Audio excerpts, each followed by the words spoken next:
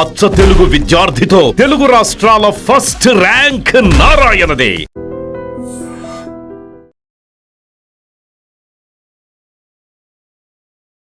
చాలామంది Indian parents ఇది healthy food అని చెప్పి చాలా అన్హెల్దీ ఫుడ్ ఇస్తున్నారు. అటువంటి హెల్దీ ఫుడ్ అనుకునే అన్హెల్దీ ఫుడ్ ఏదైనా ఉందా? హెల్తీ ఫుడ్స్ అని చెప్పి ప్రజల మనసుని మైండ్ని మ్యానిపులేట్ చేస్తున్నారు. నువ్వు షుగర్ వాడుతుంటే ఫ్రూట్ షుగర్ అయితే sweet and with fruit sugar అని పెట్టుకో, sweet and with dates powder అని పెట్టుకో, స్వీట్ అండ్ విత్ హనీ అని పెట్టుకో, స్వీట్ అండ్ విత్ జాగరీ అని పెట్టుకో. నో షుగర్ అని పెట్టి ప్రజల్ని మోసం చేయొద్దు. ఇప్పుడు FSSAI ఆఫీస్లో అందులో ఫోటోలు వాళ్ళు అన్నీ పెట్టుకున్నారనమాట. High sugar, high salt, high fat foods ఎంప్లాయీస్ని మీరు తక్కువ వాడండి అని పెట్టిన లిస్ట్లో చాక్లెట్స్ కూడా ఉంది. కానీ అవి హెల్దీ అని అమ్మట్లా కదా. ఇప్పుడు ఒక సిగరెట్కి, ఒక ఆల్కహాల్కి ఫ్రంట్ లేబుల్ వచ్చినట్టు, వార్నింగ్ వచ్చినట్టు, అండ్ వెజిటబుల్ ఆయిల్ యూస్ చేస్తూ చేసిన క్రీమ్ బిస్కెట్స్కి వీటి మీద ఫ్రంట్ లేబుల్ అది ఎందుకని చేయట్లేదు? దాన్ని మనం ఎలా తీసుకెళ్ళాలి? మనం దీనికి చాలా పెద్ద స్టోరీ ఉంది. చాలా దేశాల్లో ఏమైందంటే వాళ్ళ వార్నింగ్ లేబుల్స్ పెట్టాక వాటి అమ్మకాలు తగ్గటం వల్ల కంపెనీ వాళ్ళు కూడా వాళ్ళ ప్రోడక్ట్స్ని ఇంప్రూవ్ చేశారు. సో ఈ సాల్ట్, షుగరు ఇవన్నీ తగ్గించారు. సో మరి ఎందుకు చేయలేకపోతున్నాం? ఎందుకంటే అసలు చిన్నప్పుడు పిల్లలకి అంటే డాక్టర్ కన్సల్టేషన్ లేకుండా ఊరికే జ్వరం వచ్చినా, దగ్గొచ్చినా కొన్ని మెడిసిన్స్ ఇస్తుంటారు. But it is very dangerous. అని మెడిసిన్స్ ఏమైనా ఉన్నాయి? 6 నెలల్లో పిల్లలకి మీరు కాఫ్ కోల్డ్ మెడిసిన్స్ అనేవి ముఖ్యంగా లీవో ఇలా రాసున్నవేమి దయచేసి ఇవ్వద్దు. Hello everyone, welcome to I dream. This is anchor Lasya Reddy. ఈ పాడ్కాస్ట్ కంపల్సరీ పేరెంట్స్ అందరూ చూడాలి. ఎందుకంటే ఇండియాలో ఫుడ్ సేఫ్టీ కావచ్చు, పిల్లలకు ఒకసారి చాలా హెల్దీ ఫుడ్ అని చెప్పి అన్హెల్దీ ఫుడ్ ఇస్తూనే ఉన్నాము. చిల్డ్రన్ చాలామంది సిక్ అవుతున్నారు. వీటన్నిటికీ కారణం ఏంటంటే అవేర్నెస్ లేకపోవడం. సో ఈ పాడ్కాస్ట్లో ఎటువంటి ఫుడ్స్ తినాలి, ఎటువంటి ఫుడ్ సేఫ్టీ అనేది ఇండియాలో ఉందనే విషయాలు చాలా క్లియర్గా ఎక్స్ప్లెయిన్ చేయడానికి మనతో పడినారు famous renowned pediatrician doctor Sivaranjani garu. నమస్కారం మ్యామ్. ఎలా ఉన్నారు మ్యామ్? బాగున్నా. How are you? I'm good. And first of all thank you so much ma'am. చాలా అవేర్నెస్ క్రియేట్ చేస్తున్నారు. ఇప్పటికే చాలామంది చిల్డ్రన్ సేఫ్ అయ్యారు అని చెప్పొచ్చు. Because children are tomorrow's future. మన ఫ్యూచర్ కానీ మన నేషన్ కానీ ఎవరు ఉన్నారంటే ఇప్పుడు చిల్డ్రన్. సో వాళ్ళకి ఏంటంటే ఫుడ్ అనేది చాలా అన్హెల్దీ వేలో ఇస్తున్నాం మ్యామ్. సో నేను ఫస్ట్ క్వశ్చన్ ఏం అడగాలనుకుంటున్నా అంటే, చాలామంది ఇండియన్ పేరెంట్స్ ఇది హెల్దీ ఫుడ్ అని చెప్పి చాలా అన్హెల్దీ ఫుడ్ ఇస్తున్నారు. అటువంటి హెల్దీ ఫుడ్ అనుకునే అన్హెల్దీ ఫుడ్ ఏదైనా ఉందా? అయ్యో, బోల్డ్ అని ఉన్నాయి. అసలు ఇప్పుడు చైల్డ్హుడ్ ఒబెసిటీ అంటే చిన్నతనంలోనే ఊబకాయం. సో ఎందుకు మ్యామ్ అంటే నిజంగా చూస్తున్నాం, చిన్నప్పుడు మనం చాలా సన్నగా ఉండేవాళ్ళం అందరం, మన ఏజ్ గ్రూప్ కానీ అందరూ. ఇప్పుడు పిల్లలు చూస్తుంటే మీరు అంటే చాలా ఒబేసిటీగా ఉన్నారు, వీక్గా ఉన్నారు. కొంతమంది హైపర్ యాక్టివ్గా ఉన్నారు చాలా యంగ్ ఏజ్లో. కారణాలు ఏమంటారు? మెయిన్ ఏంటంటే ఇళ్లల్లో వండేది తినటం, ఒక సమతుల్య ఆహారం తినటం, ఆ బిడ్డ తినగలిగినంతే తినటం. ఎప్పుడన్నా సరదాగా నెలకో 2 నెలలకు ఎప్పుడన్నా బయట తెప్పించుకునే వాళ్ళేమో ఇదివరకు. అవును. ఇప్పుడు ఏమైందంటే, ఒకటి బయట నుంచి తెప్పించుకోవటం, బయటకు వెళ్ళి తినటం, ఇవి బాగా పెరిగినాయి. రెండోది ఈ ప్యాక్డ్ ఫుడ్స్ అనేవి, అవి ఫుడ్స్ అని కూడా అనకూడదు, మనం ఫుడ్ ప్రోడక్ట్స్ అనేవి ఎక్కడ పడితే అక్కడ, ఇప్పుడు అపార్ట్మెంట్స్లో కానీ ఎక్కడన్నా ఈ పెద్దాళ్ళు వద్దన్నా ఎదురుగా ఉంటాయి, పిల్లలు వెళ్ళి కొనేస్తారు. వాళ్ళేమో ఫోన్ చేసి పెద్దాళ్ళకి ఇదిగో డబ్బులు కట్టండి మీ పిల్లాడు కొన్నాడని చెప్తారు. ఇప్పుడు అదే అవుతుంది. కమ్యూనిటీస్లో సూపర్ మార్కెట్స్ ఉండడం వల్ల ఎంత పెద్ద నష్టం జరుగుతుందంటే, పిల్లలకి ఎవ్రీడే చాలా యాక్సెసిబుల్గా ఉంది, ఎవ్రీడే వెళ్ళిపోతున్నారు. అండ్ ఇంకోటి, పల్లెటూర్లలో సినిమా యాక్టర్ల పేర్లు పెట్టి ఆర్ సినిమా క్యారెక్టర్స్, బాహుబలి అని ఇలా పేర్లు పెట్టి, పుష్ప అని ఇలా పేర్లు పెట్టి కూడా అమ్ముతున్నారంట ప్యాకెట్స్ మీద. నిజంగానే లేబుల్స్ అసలు అవి ఎవరు అప్రూవ్ చేస్తున్నారు ఏంటి ఏమీ తెలియదు మనకి, ఏమీ తెలియదు, కంట్రోల్ లేదు. ఇదొకటైతే, ఇంకోటి హెల్తీ ఫుడ్స్ అని చెప్పి ప్రజల మనసుని మైండ్ని మ్యానిపులేట్ చేస్తున్నారు. అంటే నిజంగానే హెల్దీ ఇవి ఇవ్వకపోతే మా పిల్లలకి ఏదో మేము మిస్ అయిపోతున్నాం, పక్కింటి వాళ్ళు ఇస్తున్నారు మేము ఇవ్వట్లేదు అని ఒక విధమైన భయం కల్పిస్తున్నారు. అవి గమ్మీస్ కావచ్చు, ప్రోటీన్ మిల్క్ షేక్స్ కావచ్చు, అవేనా మ్యామ్? ఇంకా రకరకాలు. ఇప్పుడు గమ్మీస్ అనుకోండి, అసలు దానివల్ల ఎన్ని విటమిన్స్ ఉన్నా ఆ vitamins minerals first of all regulated కాదు సరిగ్గా. అంటే కరెక్ట్గా ఎంత అవసరం ఏంటి అనేది ఒక నిబంధన ప్రకారం వెళ్ళదు, ప్రణాళికబద్ధంగా ఏమీ వెళ్ళదు. FSSAIలో చూసేది ఏంటి, సేఫా కాదా, వాళ్ళు అందులో వాడిని అన్ని లేబుల్ మీద రాస్తున్నారా లేదా, అంతే. ఈ గమ్మీస్ 4 నుంచి 6 ఏళ్ళలో పిల్లలకి చోకింగ్ హ్యాజర్డ్స్, అంటే విండ్ పైప్లో అడ్డం పడే రిస్క్ చాలా ఉంది. ఎందుకంటే అతుక్కుంటాయి ఇవన్నీ. సో ప్రాణం పోయే ప్రమాదం ఉంది. 2 పెద్ద ఉపయోగం లేదు. 3 పళ్ళు నాశనం అవుతాయి.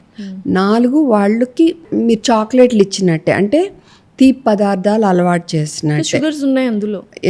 షుగర్ లేవు, న్యాచురల్గా స్వీటెండ్ అని కూడా అమ్ముతున్నారు, అంటే న్యాచురల్ వేవో వాడుతున్నామని. బట్ అవి కూడా తీపిగా ఉండటం వల్ల పిల్లలు తీపికి అలవాటు పడి ఎప్పటికప్పుడు చాక్లెట్ చాక్లెట్ చాక్లెట్ అని అడిగే అలవాటు అవుతుంది. అండ్ ఇంకోటి, తీపి లేకపోయినా అందులో వాడే జెలాటిన్ నీటి వల్ల అతుక్కుంటాయి. సో దానివల్ల కూడా పళ్ళు పాడయ్యే రిస్క్. సో ఏ రకంగా అన్నిటికంటే చెత్త, హెల్తీ అని ప్రమోట్ చేస్తున్న వాటిలో అన్నిటికంటే చెత్త ఇది గమ్మీస్. హెల్తీ గమ్మీస్ అనేవి లేవు అసలు. హెల్తీ గమ్మీస్ అనేవి తీసుకోకండి ఫస్ట్ ఆఫ్ ఆల్. అసలు గమ్మీస్ హెల్తీ కాదు. ఓకే 2. ఓకే ఇప్పుడు మీరు కాజోల్ కూడా అడ్వర్టైజ్మెంట్ చేస్తారు. Definitely after her motherhood she has promoted. Definitely అవి కూడా హెల్దీ కాదు.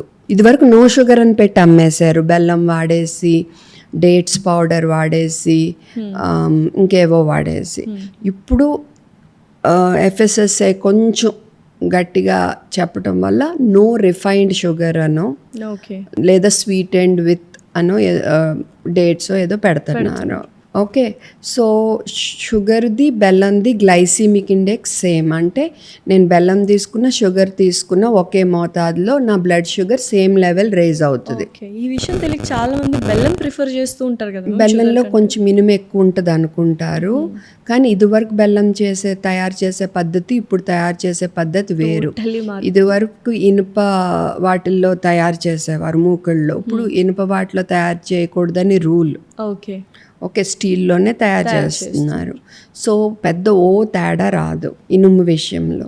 రెండోది డేట్స్ పౌడర్, హనీ. సో ఈ బెల్లము చక్కెర మీద తేనె బెటర్, తేనె మీద dates powder better, fruit sugars better, కానీ నో షుగర్ అనకూడదు. నువ్వు షుగర్ వాడుతుంటే ఫ్రూట్ షుగర్ అయితే స్వీటెండ్ విత్ ఫ్రూట్ షుగర్ అని పెట్టుకో, స్వీటెండ్ విత్ డేట్స్ పౌడర్ అని పెట్టుకో, స్వీటెండ్ విత్ హనీ అని పెట్టుకో, స్వీటెండ్ విత్ జాగరీ అని పెట్టుకో. నో షుగర్ అని పెట్టి ప్రజల్ని మోసం చేయొద్దు. నువ్వేం పెడుతున్నావో ప్రజలకు తెలియాలి, దాన్ని బట్టి వాళ్ళు నిర్ణయించుకోగలగాలి. ఇప్పుడు FSSAI ఆఫీస్లో నేను మొన్న రూల్ షేర్ చేశాను, అందులో ఫోటోలు వాళ్ళు అన్ని పెట్టుకున్నారనమాట. High sugar, high salt, high fat foods, ఎంప్లాయీస్ని మీరు తక్కువ వాడండి అని పెట్టిన లిస్ట్లో కోర్స్ కూడా ఉంది. కానీ అవి హెల్దీ అని అమ్మట్లా కదా, ప్రజలకు అవి హెల్దీ కాదని తెలుసు కదా, హెల్దీ అని అంటున్నారు అని అమ్ముతున్నారు. అది నేను అంటున్నా, మైండ్ని మ్యానిపులేట్ చేస్తున్నారు హెల్దీ అని. ఇప్పుడు మిల్క్ మిక్సెస్ మొన్నటి వరకు బోర్న్విటా, హార్లిక్స్, బూస్ట్ ఇవన్నీ ఇప్పుడు అవి కంటిన్యూ అవుతున్నాయి.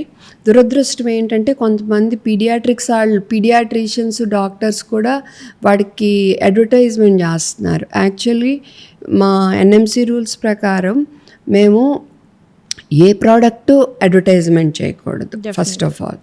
అలాంటిది డాక్టర్ అంటే ఎంతో నమ్మకం మీద ఉంటారు కదా, వీళ్ళు చెప్పారంటే ఇది బాగుంటది, మా పిల్లవాడికి బాగుంటది అనుకుంటారు కదా. సో చాలా తప్పు, చాలా తప్పు. యాక్చువల్గా ఈ హార్లిక్స్, బూస్ట్, బోర్న్విటా వాడుతున్నారు, వాటితో పాటు మీరు అన్నట్టు ప్రోటీన్ మిక్సెస్ కూడా వాడుతున్నారు. సో ఏమైందంటే ఇప్పుడు కొంచెం చదువుకున్న వాళ్ళు, సోషల్ మీడియాలో ఉన్నాళ్ళు, కొంచెం అవేర్నెస్ వచ్చిన వాళ్ళు ఏమనుకుంటున్నారంటే ఈ వీటిల్లో ఎక్కువ షుగర్ ఉంటుంది కాబట్టి నో షుగర్ అన్నట్టుకు వెళ్దాం అనుకున్నారు. అప్పుడు ఇలాంటివి వచ్చినాయి, ఏ గ్రిడ్ లిటిల్ అని ఈ రెండు బాగా కనపడతాయి. ఫస్ట్ నో షుగర్ అని చెప్పారు. అందులో యాక్చువల్గా బెల్లం ఉంటుంది. ఓకే, సో అవి మనం గట్టిగా అడిగాము. అండ్ తర్వాత FSSAI కూడా మీరు నో షుగర్ అని రాయకూడదు, వెనకాల లేబుల్లో షుగర్ అని ఉన్న చోట మీరు ఎంత బెల్లం వాడితే షుగర్గానే రాయాలని రూల్ తెచ్చింది.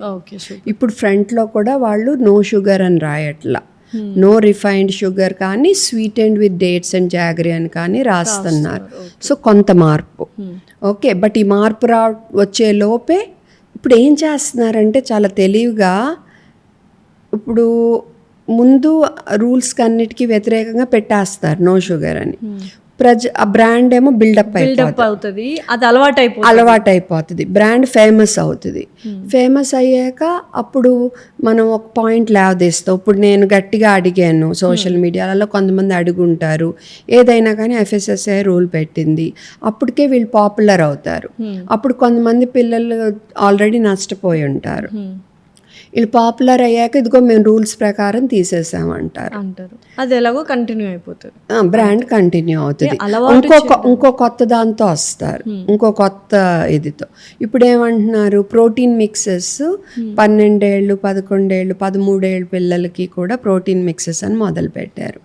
అంటే ఏంటంటే ఇప్పుడు నువ్వు ఎక్కువ చక్కెర వద్దన్నావు, ప్రోటీన్ ఇండియాలో తక్కువ తీసుకుంటున్నారు కాబట్టి ప్రోటీన్ అవసరం అంటున్నావు. కరెక్టే. సో ప్రోటీన్ ఎలా తీసుకోవాలి పిల్లలు? మనం చిన్నప్పటి నుంచి వాళ్ళకి ఏం అలవాటు చేయాలి? ఆహారం ద్వారా తీసుకునేట్టు అలవాటు చేయాలి, ఫుడ్ ప్రోడక్ట్స్ ద్వారా కాదు. అట్లీస్ట్ పిల్లలకి షార్ట్ కట్స్ అలవాటు ఇప్పటి నుంచే చేస్తే ఇంకా లైఫ్ లాంగ్ వాళ్ళు షార్ట్ కట్స్కే అలవాటు పడతారు, టాబ్లెట్స్ సప్లిమెంట్స్ వేసుకొని బతికేస్తారు. అలాగా మనం పిల్లల్ని పెంచేది.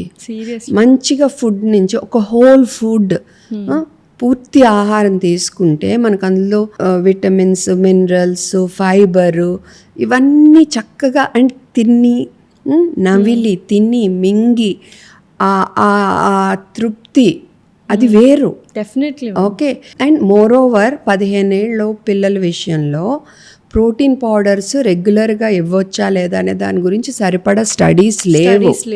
అలాంటి ఆర్గ్యూ చేయొచ్చు వాళ్ళు, మీరు పాలు ఇస్తున్నారు, పాల నుంచే మేము వే ప్రోటీన్ తెస్తున్నాము, మరి ఏమైంది ఇవ్వచ్చు కదా అని. బట్ దట్స్ ఆల్ ప్రాసెస్డ్ కదా, ఎలా అయినా ప్రాసెస్ చేసేగా ప్రోటీన్ అయినా తీసుకురావడం. అండ్ తెలియక ఏమవుతుందంటే ఇప్పుడు ఈ ప్రోటీను నేను అన్నం పెడుతున్నా, నా బిడ్డకు గుడ్డు పెట్టాను, ఇవాళ పాలు ఇచ్చాను, వాడి ప్రోటీన్ ఆల్రెడీ సెట్ అయిపోయింది అనుకో, నట్స్ ఇచ్చాను, ఓకే, దానికి తోడు ఇది యాడ్ చేశాను అనుకో, ఎక్కువ ప్రోటీన్ వెళ్తుంది. ఓకే, పెద్దవాళ్ళ విషయంలో అయితే చాలా స్టడీస్ ఉన్నాయి, నీకు అండర్లయింగ్ కిడ్నీ జబ్బు ఉంటే తప్ప కొంచెం ఎక్కువ ప్రోటీన్ అయినా నీ బాడీ ప్రాసెస్ చేస్తుంది అనేది అంటున్నారు. అవన్నీ ఈ మధ్య వచ్చిన స్టడీస్. పిల్లల విషయంలో స్టడీస్ లేవు. ఇప్పటికీ కూడా నువ్వు మోతాదుకు మించి ప్రోటీన్ ఇస్తే ఆ ప్రోటీన్ని బాడీ నుంచి వెలుపలకు పంపటానికి, ఓకే, ప్రోటీన్ బ్రేక్ డౌన్ ప్రోడక్ట్స్ని అంటే డైజెస్ట్ అయ్యాక మిగులు పదార్థాలని బయటికి పంపటానికి డెఫినెట్గా వాళ్ళ కిడ్నీస్ ఎక్కువ పనిచేయాలి. ఓకే, సో అందుకని ఇప్పటికీ కూడా సింగిల్ కిడ్నీ ఉన్న పిల్లల విషయంలో ఇప్పటికీ గైడ్ లైన్స్ మీరు ప్రోటీన్ కొంచెం తక్కువ ఉంచండి అనే ఉంది. సో 15 ఏళ్ళ లోపు పిల్లల విషయంలో అసలు స్టడీస్ లేవు ప్రోటీన్ విషయం. ఎప్పుడు ఇవ్వచ్చు అంటే వాళ్ళ డైట్లో ఏదైనా రీజన్ వల్ల, ఇప్పుడు వీగన్ అన్నకో వాళ్ళు సోయా ఇవి కూడా తినరు, అప్పుడు మనం ప్రోటీన్ సపోజ్ ఇవ్వలేకపోతున్నాం అనుకో, అప్పుడు ఒకసారి పీడియాట్రిషియన్తో డిస్కస్ చేసి ప్లాన్ చేసి ఇంత ప్రోటీను అని అనుకుని ఆ ప్రకారం మనం ఇవ్వాల్సి రావచ్చు. బట్ అలా అని మనము వెజిటేరియన్లో సరిపడా ప్రోటీన్ ఇవ్వలేకపోవటం అనేది లేదు, ఈజీగా ఇవ్వచ్చు వెజిటేరియన్ ఫుడ్లో. కాకపోతే ఏంటంటే ఇప్పుడు పప్పు ఉంది, రైస్ ఉంది, రైస్లో 1-2 అమినో యాసిడ్స్, ఒక అమినో యాసిడ్ తక్కువ ఉంటుంది. ప్రోటీను దేంతో తయారై, ఒక ఇల్లు ఇటుకలతో తయారైనట్టు ప్రోటీన్ అనేది అమినో యాసిడ్స్తో తయారై ఉంటుంది. సో అన్నంలో కానీ ఒక ప్రోటీన్, ఒక అమినో యాసిడ్ తక్కువ ఉంటుంది. ఈ పప్పులు వీటిల్లో ఒకటి తక్కువ ఉంది అనుకో, ఈ రెండు కలుపుకుంటే అన్నీ సరిపోతాయి మనకి. సో మనం ఎంత ప్రోటీన్ ఇస్తున్నాం అనేది పిల్లల విషయంలో మటుకు మనం ఈజీగా వెజిటేరియన్ డైట్లో కూడా కొంచెం ప్లాన్ చేసుకుంటే సరిగ్గా ఇవ్వగలం. మ్యామ్ ఏ ఏజ్ నుంచి చిన్నపిల్లలు నాన్ వెజ్ తీసుకోవాలి? అది ఒక గైడ్ లైన్ అని లేదు. ఇప్పుడు 6 months నిండాక మనము ఘనాహార పదార్థాలు స్టార్ట్ చేస్తాం కదా. సో ఒక రూల్ లేదు నువ్వు ఈ ఏజ్ నుంచి అని. కాకపోతే మేము చెప్పేది ఏంటంటే ముందు సింపుల్గా అరిగే ఆటతో మొదలు పెట్టుకుంటా స్లోగా బిల్డప్ చేయమని. ఓకే, సో అండ్ పడుతున్నాయో లేదో చూసుకుంటా. అండ్ ఘనాహార పదార్థాలు, అంతేకాని సూపులు, పప్పు నీళ్ళు, గంజి నీళ్ళు, జ్యూస్లు ఇవ్వము ఫస్ట్ బర్త్డేలోపు. లిక్విడ్స్ అల్లా ద్రవ పదార్థాలల్లా పాలు, వాటర్, తల్లిపాలు కానీ ఫార్ములా కానీ.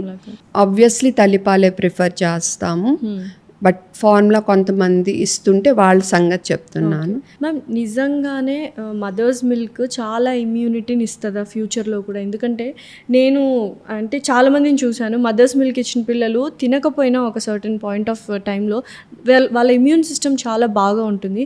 కొంతమంది ఫార్ములా మిల్క్ తీసుకున్న వాళ్ళ పిల్లలు ఫుడ్ తిన్నా కూడా సన్నగా ఉన్నారు అనేది నేను చూశాను, అబ్జర్వ్ చేశాను. Is it true or it's a myth?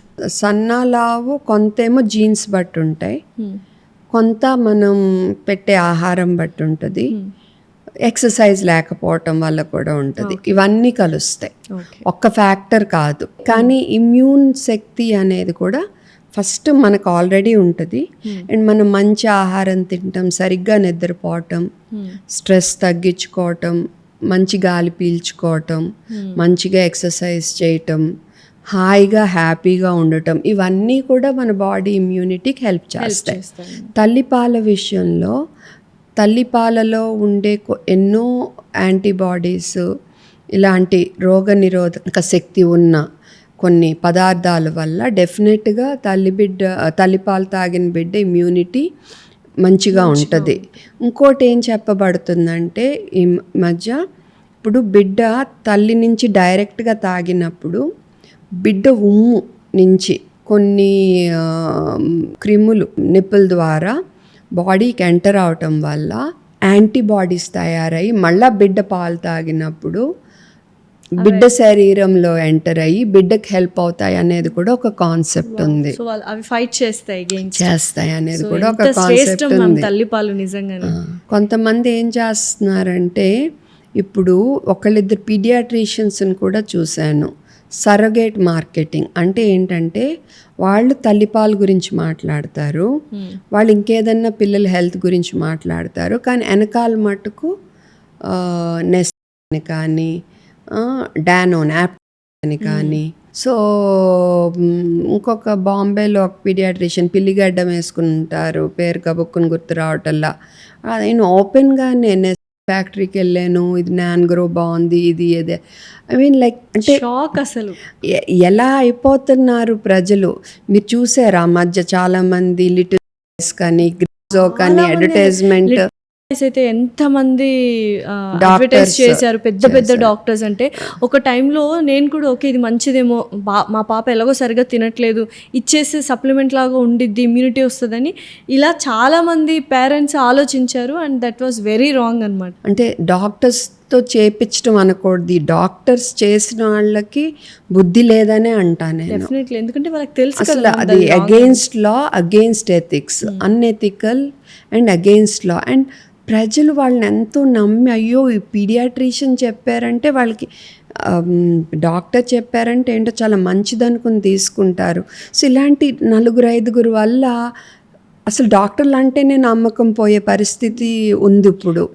So ఆ నమ్మకాన్ని తెచ్చుకోవాల్సిన బాధ్యత మాకుంది. ఇంకా ఫ్యూచర్ జనరేషన్స్కి ఎథిక్స్ అనేవి పాస్ ఆన్ చేయటం అనేది వెరీ ఇంపార్టెంట్.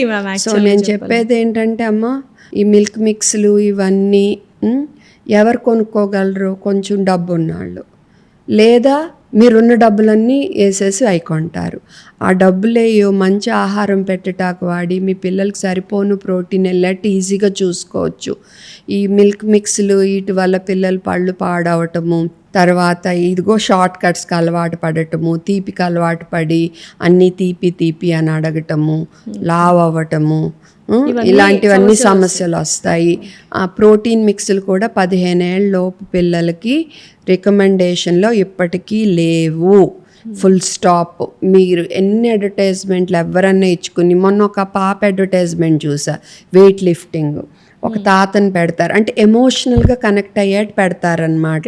ఇప్పుడు కాజోల్ వస్తారు అడ్వర్టైజ్మెంట్కి, బిడ్డ ఎమోషనల్గా కనెక్ట్ అయ్యేట్టు పెడతారు. సో అమ్మాయి వెయిట్ లిఫ్టింగ్ చేస్తే తాత వచ్చి, నువ్వు ప్రోటీన్ షేక్ తాగుతున్నావా అంటే, నేను ఎందుకు తాగకూడదు, నేను అమ్మాయినా, అమ్మాయి అయితే వెయిట్ లిఫ్టింగ్ చేయకూడదా, తాగకూడదా? సో ఆ రకంగా అంటే అడ్వర్టైజ్మెంట్ మ్యానిపులేట్ చేశారు వాళ్ళు. అండ్ ఇంకో మోసం ఏంటంటే, ఈ తాగితే మీ హైట్ పెరిగిపోతుంది. హైట్ అనేది 80% మన జీన్స్ బట్టి ఉంటుంది.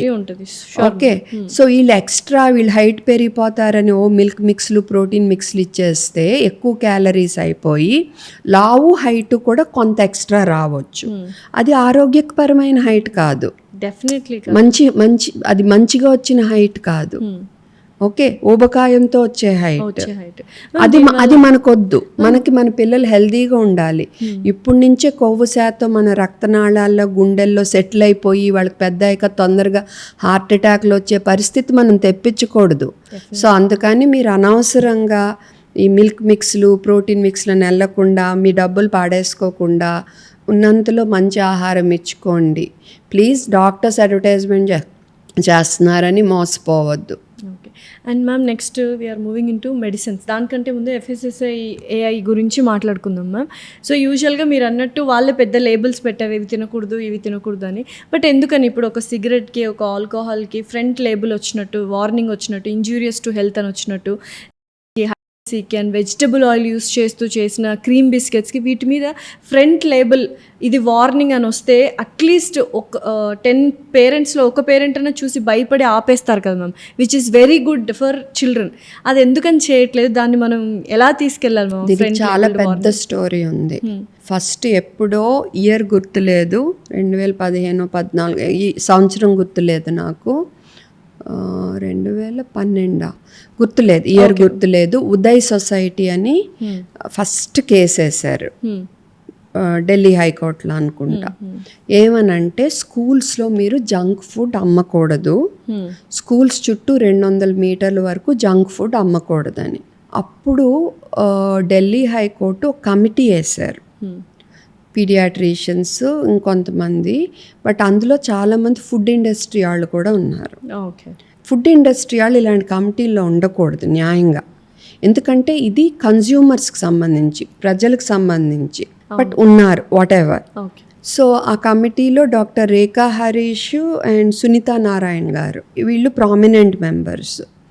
ఓకే, సో వీళ్ళందరూ కొన్ని గైడ్ లైన్స్ ఇచ్చారు, జంక్ ఫుడ్ అంటే ఏంటి, ఇలాంటివి అమ్మకూడదు స్కూల్స్లో అని. చివరికి ఢిల్లీ హైకోర్టు అప్పుడు ఫుడ్ ఇండస్ట్రీ వాళ్ళు చాలా అబ్జెక్ట్ చేయటం, ఇవన్నీ చాలా పెద్ద పెద్ద డిస్కషన్స్ జరిగినాయి.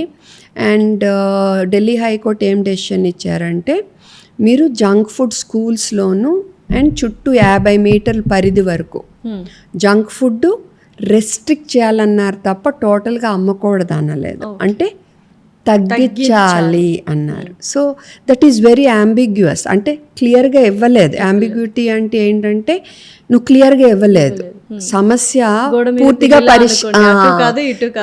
పూర్తిగా పరిష్కరించలేదు. ఓకే, సో అది అయిపోయింది.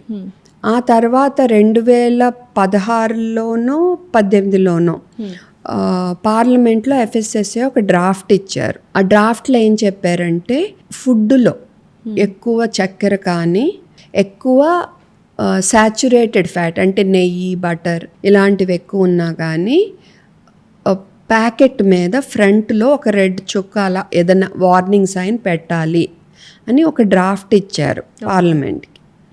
ఆ తర్వాత దాని గురించి చాలా గందరగోళం అయింది, ఫుడ్ ఇండస్ట్రీ తరపు నుంచి చాలా ప్రెజర్ వచ్చింది.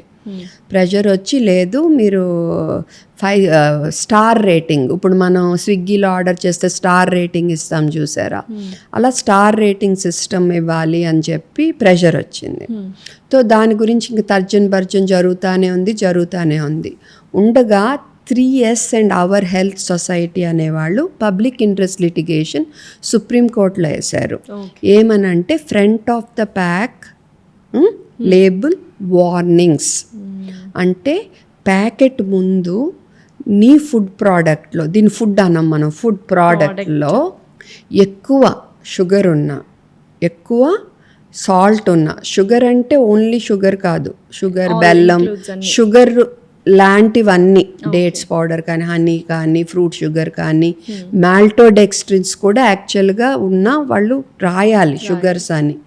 ఇప్పుడు కూడా కొన్ని కంపెనీల వాళ్ళు మీరు వెనక్కి తీపి చదవండి, మాల్టోడెక్స్ట్రిన్స్ అని ఉన్నాయి, నో షుగర్ అని అడ్వర్టైజ్మెంట్ చేసుకుంటున్నారు. నాదొక రీల్ ఉంది, కంపెనీ పేరు మర్చిపోయాను, గుర్తు రావటం లేదు నాకు, బట్ నో షుగర్ అని ఉంటుంది, వెనక్కి తిప్పితే మాల్టోడెక్స్ట్రిన్స్ దిట్టంగా ఉన్నాయి. అంటే కొన్ని ఫార్ములా మిల్క్లో తప్పనిసరి అయ్యి, అంటే లో లాక్టోస్ ఫార్ములా అని ఉంటాయి, వాటిలో తప్పక కొంత మాల్టోడెక్స్ట్రిన్స్ కొన్ని కంపెనీస్ యాడ్ చేసి ఉండొచ్చు, వాళ్ళు కూడా మార్చుకోవటానికి ప్రయత్నిస్తున్నారు. బట్ అట్లీస్ట్ నో షుగర్ అని అడ్వర్టైజ్మెంట్ చెయ్యరు. నేను అనేది అదే, నువ్వు మ్యానిపులేట్ చేయకు, ఉన్నది ఉన్నట్టు చెప్పు, అది నేను అనేది.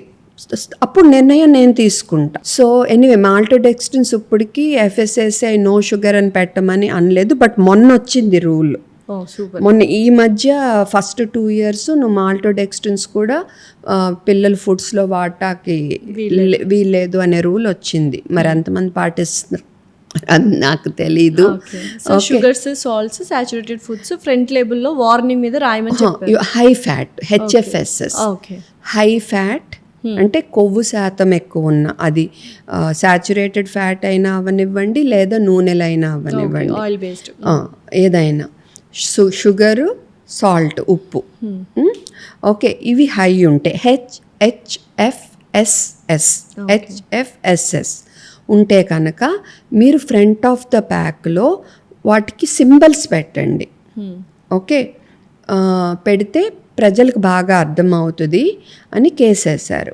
కేసేస్తే మన సుప్రీంకోర్టు ఫిబ్రవరిలో అనుకుంటా FSSAIని ఇన్స్ట్రక్ట్ చేసింది, మీ 2016 నుంచి జరుగుతున్న తతంగం, ఎప్పుడు మీరు ఇది తీసుకొస్తారు, ఎందుకంటే ప్రజలకు తెలియాలి, ప్రజల హెల్త్ కోసం ఇది. డెఫినెట్లీ, ఎందుకంటే కాషన్ వచ్చింది అనుకోండి, అసలు చూడ్డానికి, అసలు తీసుకునేదో తినేటప్పుడైనా, పిల్లలకి ఇచ్చేటప్పుడైనా గిల్ట్ ఫ్యాక్టర్తో ఆపేస్తారు, వాళ్ళు కూడా తగ్గిస్తారు. చాలా కంట్రీస్లో బ్రెజిల్లో కూడా ఇచ్చారంట, బ్రెజిల్, చిలీ, ఇలా చాలా దేశాల్లో ఏమైందంటే వాళ్ళు అలా వార్నింగ్ లేబుల్స్ పెట్టాక వాటి అమ్మకాలు తగ్గటం వల్ల కంపెనీల వాళ్ళు కూడా వాళ్ళ ప్రోడక్ట్స్ని ఇంప్రూవ్ చేశారు. సో ఈ సాల్ట్, షుగర్ ఇవన్నీ తగ్గించారు. సో 2 రకాలుగా కూడా వాళ్ళ హెల్త్లు ఇంప్రూవ్ అయినాయి. ఓకే, మనం ఎందుకు చేయలేకపోతున్నాం? ఎందుకంటే ఫుడ్ ఇండస్ట్రీ ప్రెషర్ ఇన్నేళ్ళు ఆగిందంటే ఫుడ్ ఇండస్ట్రీ ప్రెషర్ వల్ల ఆగింది. బట్ నిజంగానే మనుషుల ఎంత అన్యాయం, ప్రాణాలతో ఆడుకున్నట్లే కదా.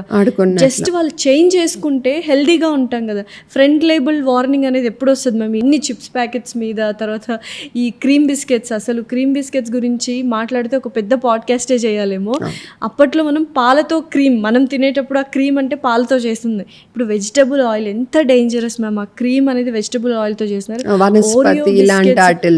Oreo biscuits, hide and seek biscuits, ఇవన్నీ ఒక అడిక్షన్ లాగా తింటున్నారు పిల్లలు. ఒక్కటి తింటే ఆపం, మనం పెద్దవాళ్ళం కూడా ఒక్క బిస్కెట్తో ఆపరు ఎవరు. ఎందుకంటే అవి ఎలా చేస్తున్నారంటే మనం ఎడిక్ట్ అయ్యేట్టు వాటిని తయారు చేస్తున్నారు. సో ఈ మధ్య డోపమిన్ సర్జ్ అనే కాన్సెప్ట్ వచ్చింది. ఓకే, సో నువ్వు తిన్న కొద్దీ నీ మైండ్, నీకు ఆకలి తీరినా తినాలి అనిపిస్తుంది అన్నమాట. సో ఆ రకంగా ఉంటాయి ఇవి. సో మనం చిన్నప్పటి నుంచే పిల్లలకి అలా అలవాటు చేసేస్తే పెద్ద అయ్యాక వాళ్ళు కష్టపడతారు. అందుకే అమ్మమ్మలు నా తాతలకి చెప్తున్నా, మేము చిన్నప్పుడు మీకు ఇవ్వలేదా, మేము చిన్నప్పుడు తినలేదా అని. ఇది ఒక్కటి మటుకు ప్లీజ్ దయచేసి వదిలేయండి. దానివల్ల ఇప్పుడు బోల్డంతమంది సమస్యలు ఎదుర్కొంటున్నారు. కనీసం మీ మనవరాళ్ళు మనవలైనా సమస్యలు ఎదుర్కోకుండా కొంచెం మేము చెప్పేది వినండి. సో ఈ front of the pack label warnings first మనం ఫినిష్ చేద్దాం. ఈ front of the pack label warnings మనకు వస్తే కనుక డెఫినెట్గా మన ఫుడ్ సెలెక్షన్లో ఫుడ్ ప్రోడక్ట్స్ సెలెక్షన్లో ఇంప్రూవ్మెంట్ వస్తుంది. అది రావటం వల్ల కంపెనీలు ఇంప్రూవ్ చేస్తారు. ఆటోమేటిక్గా మన హెల్త్ ఇంప్రూవ్ అవ్వటానికి ఆస్కారం ఉంది. అండ్ బ్రెయిన్, ఇప్పుడు షుగర్ గబుక్కుని తిన్నాము, ఇలా వెళ్తుంది, మళ్ళీ డమ్ అండ్ డౌన్ అవుతుంది బ్రెయిన్, మళ్ళీ పైకి వెళ్తుంది, మళ్ళీ డౌన్ అవుతుంది. ఒక స్టడీగా బ్రెయిన్లో గ్లూకోజ్ మెయింటైన్ అవ్వదు. ఓకే, సో దానివల్ల కూడా సడన్గా నిరుత్సాహం రావటం, సడన్గా చికాకు రావటం, మళ్ళీ సడన్గా ఎక్కువ హైపర్ అయిపోవటం, ఎమోషనల్ ఇంబ్యాలెన్సెస్, ఇవన్నిటికీ కూడా ఇవే.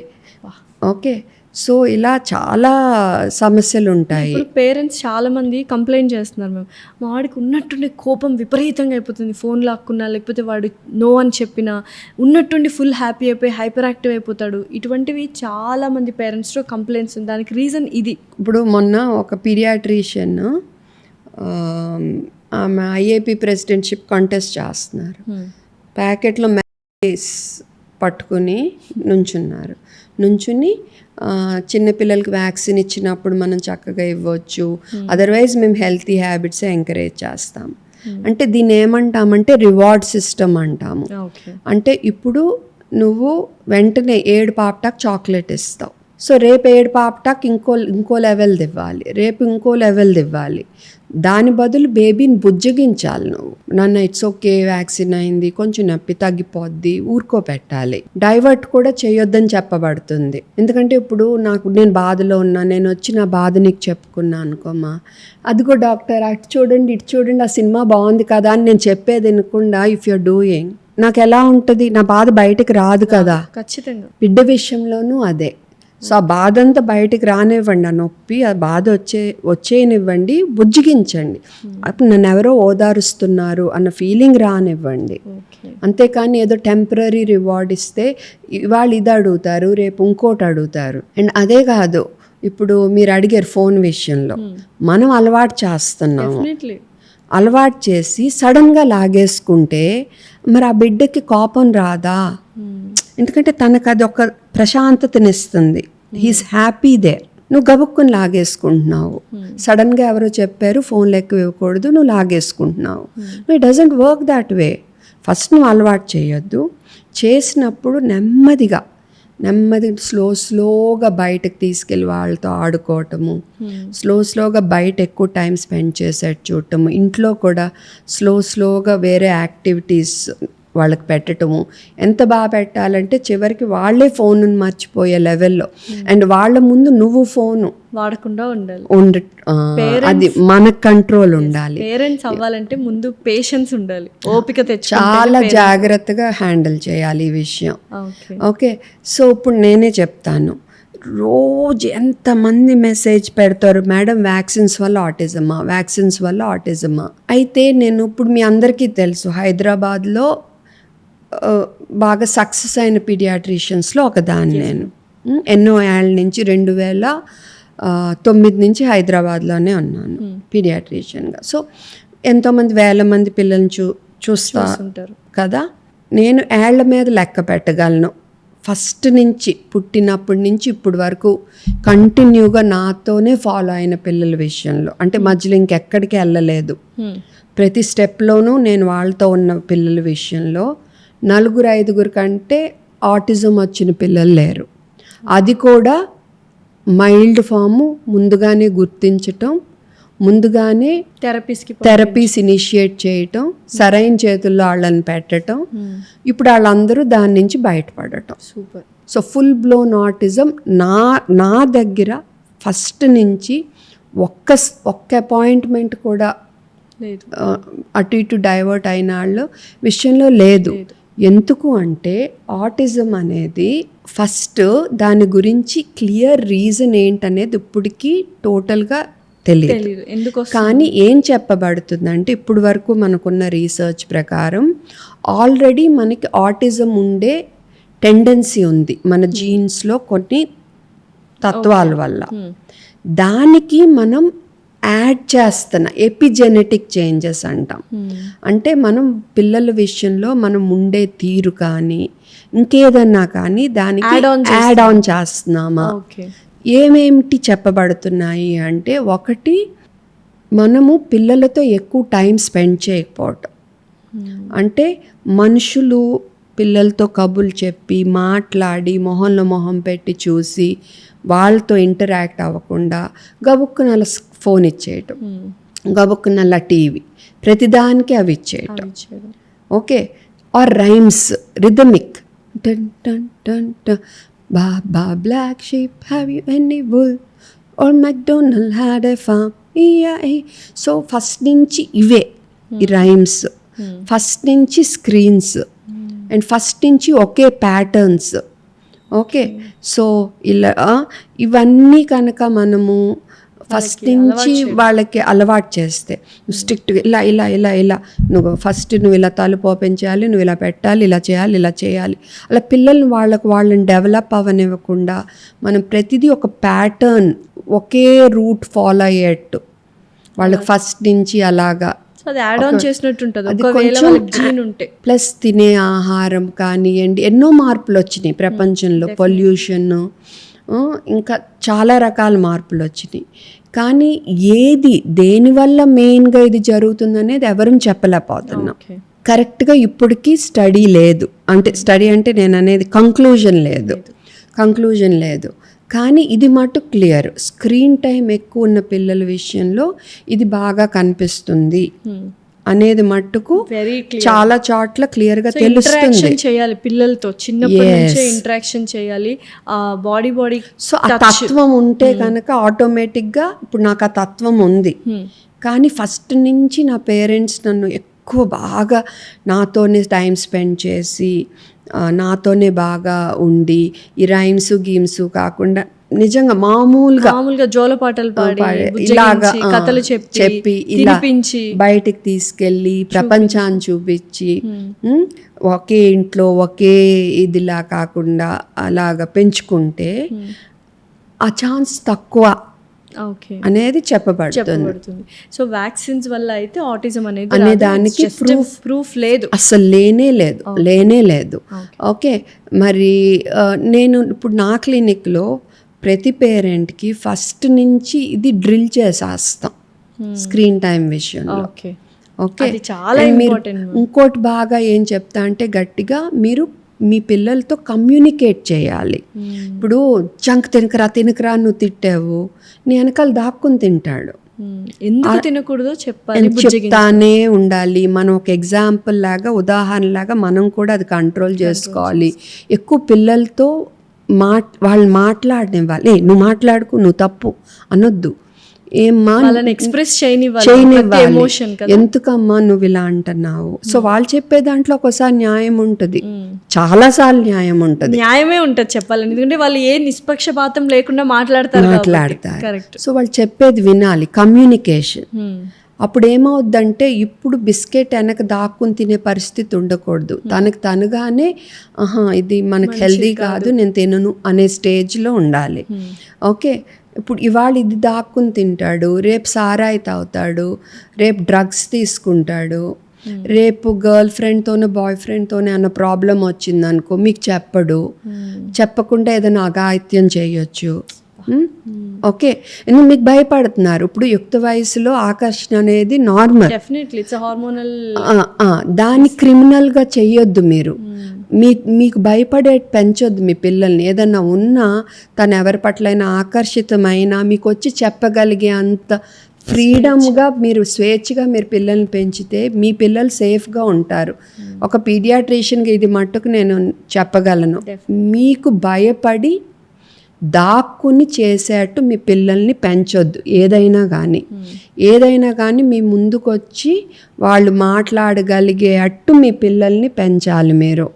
వాళ్ళకి మీతో సమానమైన విలువ, వాళ్ళ వ్యక్తిత్వానికి, వాళ్ళ ఆలోచనలకి మీతో సమానమైన విలువ చిన్నప్పటి నుంచి, వాళ్ళ చిన్నతనం నుంచి ఇవ్వాలి మీరు. ఎక్కడి నుంచి అంటే ఆహారం వాళ్ళే సొంతగా తినటం, వాళ్ళే సొంతగా నిర్ధారించుకోవటం ఎంత తినాలి అన్న కాడి నుంచి మొదలవుతుంది ఇది.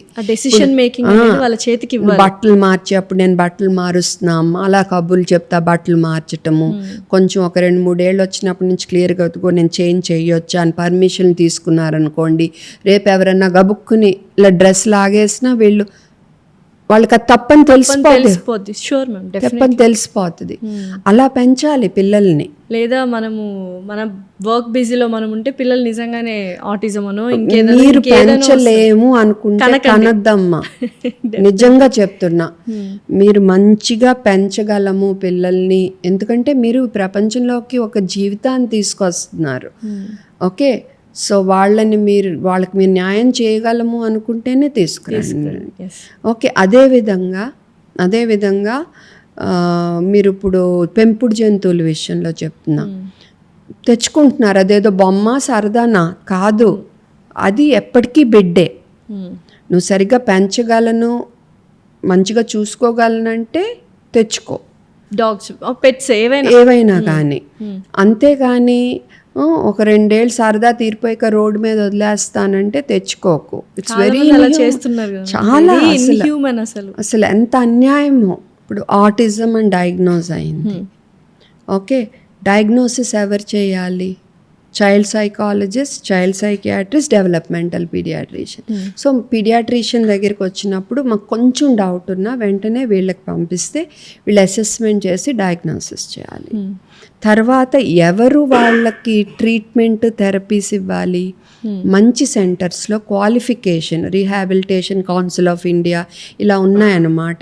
క్వాలిఫికేషన్స్ వాళ్ళు ఆ సెంటర్కి అక్రెడిషన్ ఇవ్వటం కానీ, క్వాలిఫైడ్ ఉన్నాళ్ళో లేదో చూసుకోవటం కానీ, కరెక్ట్ క్వాలిఫికేషన్స్ ఉన్నాయా లేదా చూసుకుని వాళ్ళు ఆ థెరపీ సెంటర్స్లో వాళ్ళ పిల్లల్ని చేర్చాలి. ఎవరు పడితే వాళ్ళు కాదు. సో ఫస్ట్ మీరు correct child psychiatrist, developmental paediatrician, child psychologist qualified వాళ్ళ దగ్గరికి వెళ్ళి ఇవన్నీ అక్రెడిషన్ ఉందా లేదా చూసుకుని ఆ తర్వాత క్వాలిఫైడ్ వాళ్ళ దగ్గర థెరపీకి వెళ్ళాలి. ఇప్పుడు హైదరాబాద్లో డాక్టర్ ఎం అని ఫుల్ నేమ్ చెప్పను, ఆ సెంటర్లో ఒకటి ఇష్యూ జరిగింది. బిడ్డ రూమ్ నుంచి బయటకు వచ్చేసరికి మొహం కమిల్ ఉంది, బ్రూజ్డ్. మదర్ ఆబ్వియస్లీ బాధ, బిడ్డ చెప్పలేడు ఏమైందో. వాళ్ళు చుట్టూ తిరిగింది, సీసీటీవీ చూపించమంది, ముందు చూపించలేదు, తర్వాత ఎప్పుడో చూపించారు, అందులో అది ఎడిట్ చేసేసారు. అండ్ ఆ తర్వాత మదర్ మీద సెంటర్ వాళ్ళు పోలీసులతో ఫోన్ చేపించి బెదిరించారు. అండ్ ఇంకోటి ASHతో స్టార్ట్ అవుతుంది, ఫుల్ నేమ్ నేను చెప్పను, హైదరాబాద్లో. మొన్న వచ్చారు వాళ్ళు నా దగ్గరికి, బిడ్డ మొత్తం రక్తం నోటి నిండా. నేను ఎలా అడిగానంటే పన్ను నల్లగొంటే అమ్మ ఎప్పుడన్నా పన్ను దెబ్బ తగిలిందా అని అడిగా. వాళ్ళే నాకు చెప్పలా. ఇది మేడం జరిగింది 1 year క్రితం అని చెప్పారు. సెంటర్లో ఎవరు అసెస్మెంట్ చేయాల, డైరెక్ట్ థెరపీ వాళ్ళే మేమే చేసేస్తామన్నారు. ఓకే, సో పన్నుకు దెబ్బ తగిలింది, వాళ్ళు ఎన్ని సంవత్సరం తిరిగారంట, CCTVది అవల పని. పాపం వాళ్ళు ఏం చేయలేక వదిలేశారు. ఇదే వేరే దేశాల్లో అయితే కేసులు పెడతారు, సూ చేసేస్తారు డెఫినెట్లీ. ఇంతకుముందు చెప్పిన విషయంలో అయితే పేరెంట్ కేసు పెట్టం కాదు, వాళ్ళు పోలీసులతో ఈ అమ్మాయిని బెదిరించారు. ఇంకా రివర్స్. సో ఈ పిల్లలు కమ్యూనికేట్ చేయలేరు. కానీ సెంటర్లో మట్టుకు మీకు పేరెంట్స్ని అలౌ చేయరు. ఇది ఎంత అన్యాయం అసలు. రూల్ ప్రకారం అయితే ఇప్పుడు కాన్సెప్ట్ ఏంటంటే, బిడ్డ ఇప్పుడు రోజు ఎక్కడుంటాడు, ఇంట్లో ఉంటాడు, రేపు స్కూల్లో చేరితే స్కూల్లో ఉంటాడు, చుట్టూ బయటకు వెళ్తే అందరితో ఉంటాడు. సో నువ్వు థెరపీ ఎలా ఉండాలి, తను రోజు ఉండే సిట్యుయేషన్లో తను మిగతా వాళ్ళతో మాట్లాడగలిగేట్టు, వాళ్ళు చెప్పేది అర్థం చేసుకోగలిగేట్టు, వాళ్ళతో టైం స్పెండ్ చేయగలిగేట్టు, సోషల్ స్కిల్స్ అంటాం, ఇవి అయ్యేట్టు నువ్వు వాళ్ళని ట్రైన్ చేయటానికి మేము నీకు థెరపీకి తీసుకొస్తున్నాం. అలాంటిది నువ్వు ఎవరిని రానివ్వము, పేరెంట్స్ రానివ్వము అంటే నువ్వు అసలు కరెక్ట్ థెరపిస్ట్వే కాదు. ఏదో రాంగ్ జరుగుతుంది అక్కడ, లేదా మీకేం తెలియదు కాబట్టి ఎవరిని అలో చేయట్లేదు. ఏం చేస్తున్నారు? ఒకటి మీకు తెలీదు, మీరు చేసే రాంగ్ ట్రీట్మెంట్. ఎందుకంటే the latest approach is this, parents have to be allowed. In fact పేరెంట్స్ని ట్రైన్ చేసి, ఎందుకంటే చాలా కాస్ట్లీ ఇవన్నీ, ట్రైన్ చేసి మీరు వాళ్ళ ఇంట్లో కూడా ఇవి అమలు చేసేట్టు వాళ్ళకు కూడా ఒక దృక్పథం కల్పించాలి, ఒక ట్రైనింగ్ కల్పించాలి. 2 అందులో కట్టేసి లేదా స్లీపింగ్ మెడిసిన్ వేసి కూర్చోపెట్టి టైం అవగానే బయటకు వదులుతున్నారు కొంతమంది. అంటే అసలు ఎంత బాధ అనిపిస్తుందమ్మా. అంటే వాళ్ళ నిస్సహాయతని నువ్వు ఎంత సొమ్ము చేసుకుంటున్నావో. స్టెమ్ సెల్ థెరపీ ఇప్పుడు మనకు రూల్ ఉంది ఏంటంటే, నువ్వు ఏ స్టాండర్డ్ ఆఫ్ కేర్ అంటే ఏంటంటే, స్టడీస్ ద్వారా జరిగి నువ్వు నీ బిడ్డకి ఈ ట్రీట్మెంట్ ఇస్తే కరెక్ట్, ఈ ట్రీట్మెంట్ ఇస్తే కరెక్ట్ అనేది గైడ్ లైన్స్ ఉంటాయి. అవి మట్టుకే మనం పాటించాలి. మిగతావన్నీ రీసెర్చ్. అంటే ఇప్పుడు ప్రోబయోటిక్స్ ఇవ్వచ్చా, గట్ హెల్త్ అంటున్నారు ఆటిజం విషయంలో. ఇంకోటి ఏం చెప్పబడుతుందంటే, ప్రోబయోటిక్స్ అనే వాళ్ళకి వీళ్ళు ఏమంటున్నారు, ఆటిజం ఉన్న కిడ్స్లో పేగులో ఉన్న బ్యాక్టీరియా డిఫరెంట్ ఉంటున్నాయి, మిగతా కిడ్స్లో డిఫరెంట్ ఉంటున్నాయి, కాబట్టి మనం ప్రోబయోటిక్స్ ఇస్తే వీళ్ళ హెల్త్ ఇంప్రూవ్ అవుతుంది, ఆటిజం విషయం లక్షణాలు ఇంప్రూవ్ అవుతాయి అంటున్నారు. బట్ యాక్చువల్గా చాలామంది ఏం చెప్తున్నారంటే, అది కాదు, ఆటిజం ఉన్న పిల్లలు తినే ఆహారం రెస్ట్రిక్టెడ్గా ఉంటుంది, వాళ్ళు అన్నీ తినరు, దానివల్ల వాళ్ళ పేగులో బ్యాక్టీరియా డిఫరెంట్ ఉంది. అంతేకాని పేగులో బ్యాక్టీరియా డిఫరెంట్ ఉండటం వల్ల ఆటిజం లక్షణాలు ఎక్కువ కావటం కాదు అంటున్నారు. సో రీసెర్చ్ జరుగుతుంది ప్రోబయోటిక్స్ విషయంలో. ఓకే, సో రీసెర్చ్ జరిగే వాటి విషయంలో నువ్వు ఎప్పుడూ డబ్బులు ఛార్జ్ చేసి నువ్వు ట్రీట్మెంట్ ఇవ్వకూడదు. రూల్స్ ఏంటంటే, నువ్వు ముందు పేరెంట్స్ సంతకం తీసుకోవాలి, అవును మేము ఈ రీసెర్చ్లో భాగం అవుతాము. ఓకే, నువ్వు ఫీజు తీసుకోకూడదు. ఓకే, ఇది రూలు. కానీ ఇక్కడ ఏం జరుగుతున్నాయి, ప్రోబయోటిక్స్ రీసెర్చ్ జరుగుతుంది, వేలకు వేలు తీసుకుంటున్నారు ఆటిజం క్యూర్ చేస్తామని. ఫంక్షనల్ మెడిసిన్ అంటున్నారు, అంటే కొన్ని విటమిన్స్, కొన్ని ప్రోబయోటిక్స్, ఇవే అంతే వేలకు వేలు. నువ్వు పాల పదార్థాలు ఇవ్వద్దు, గోధుమ ఇవ్వద్దు. అది కొంతమంది బిడ్డలకు కొన్ని పదార్థాలు సూట్ అవ్వవు.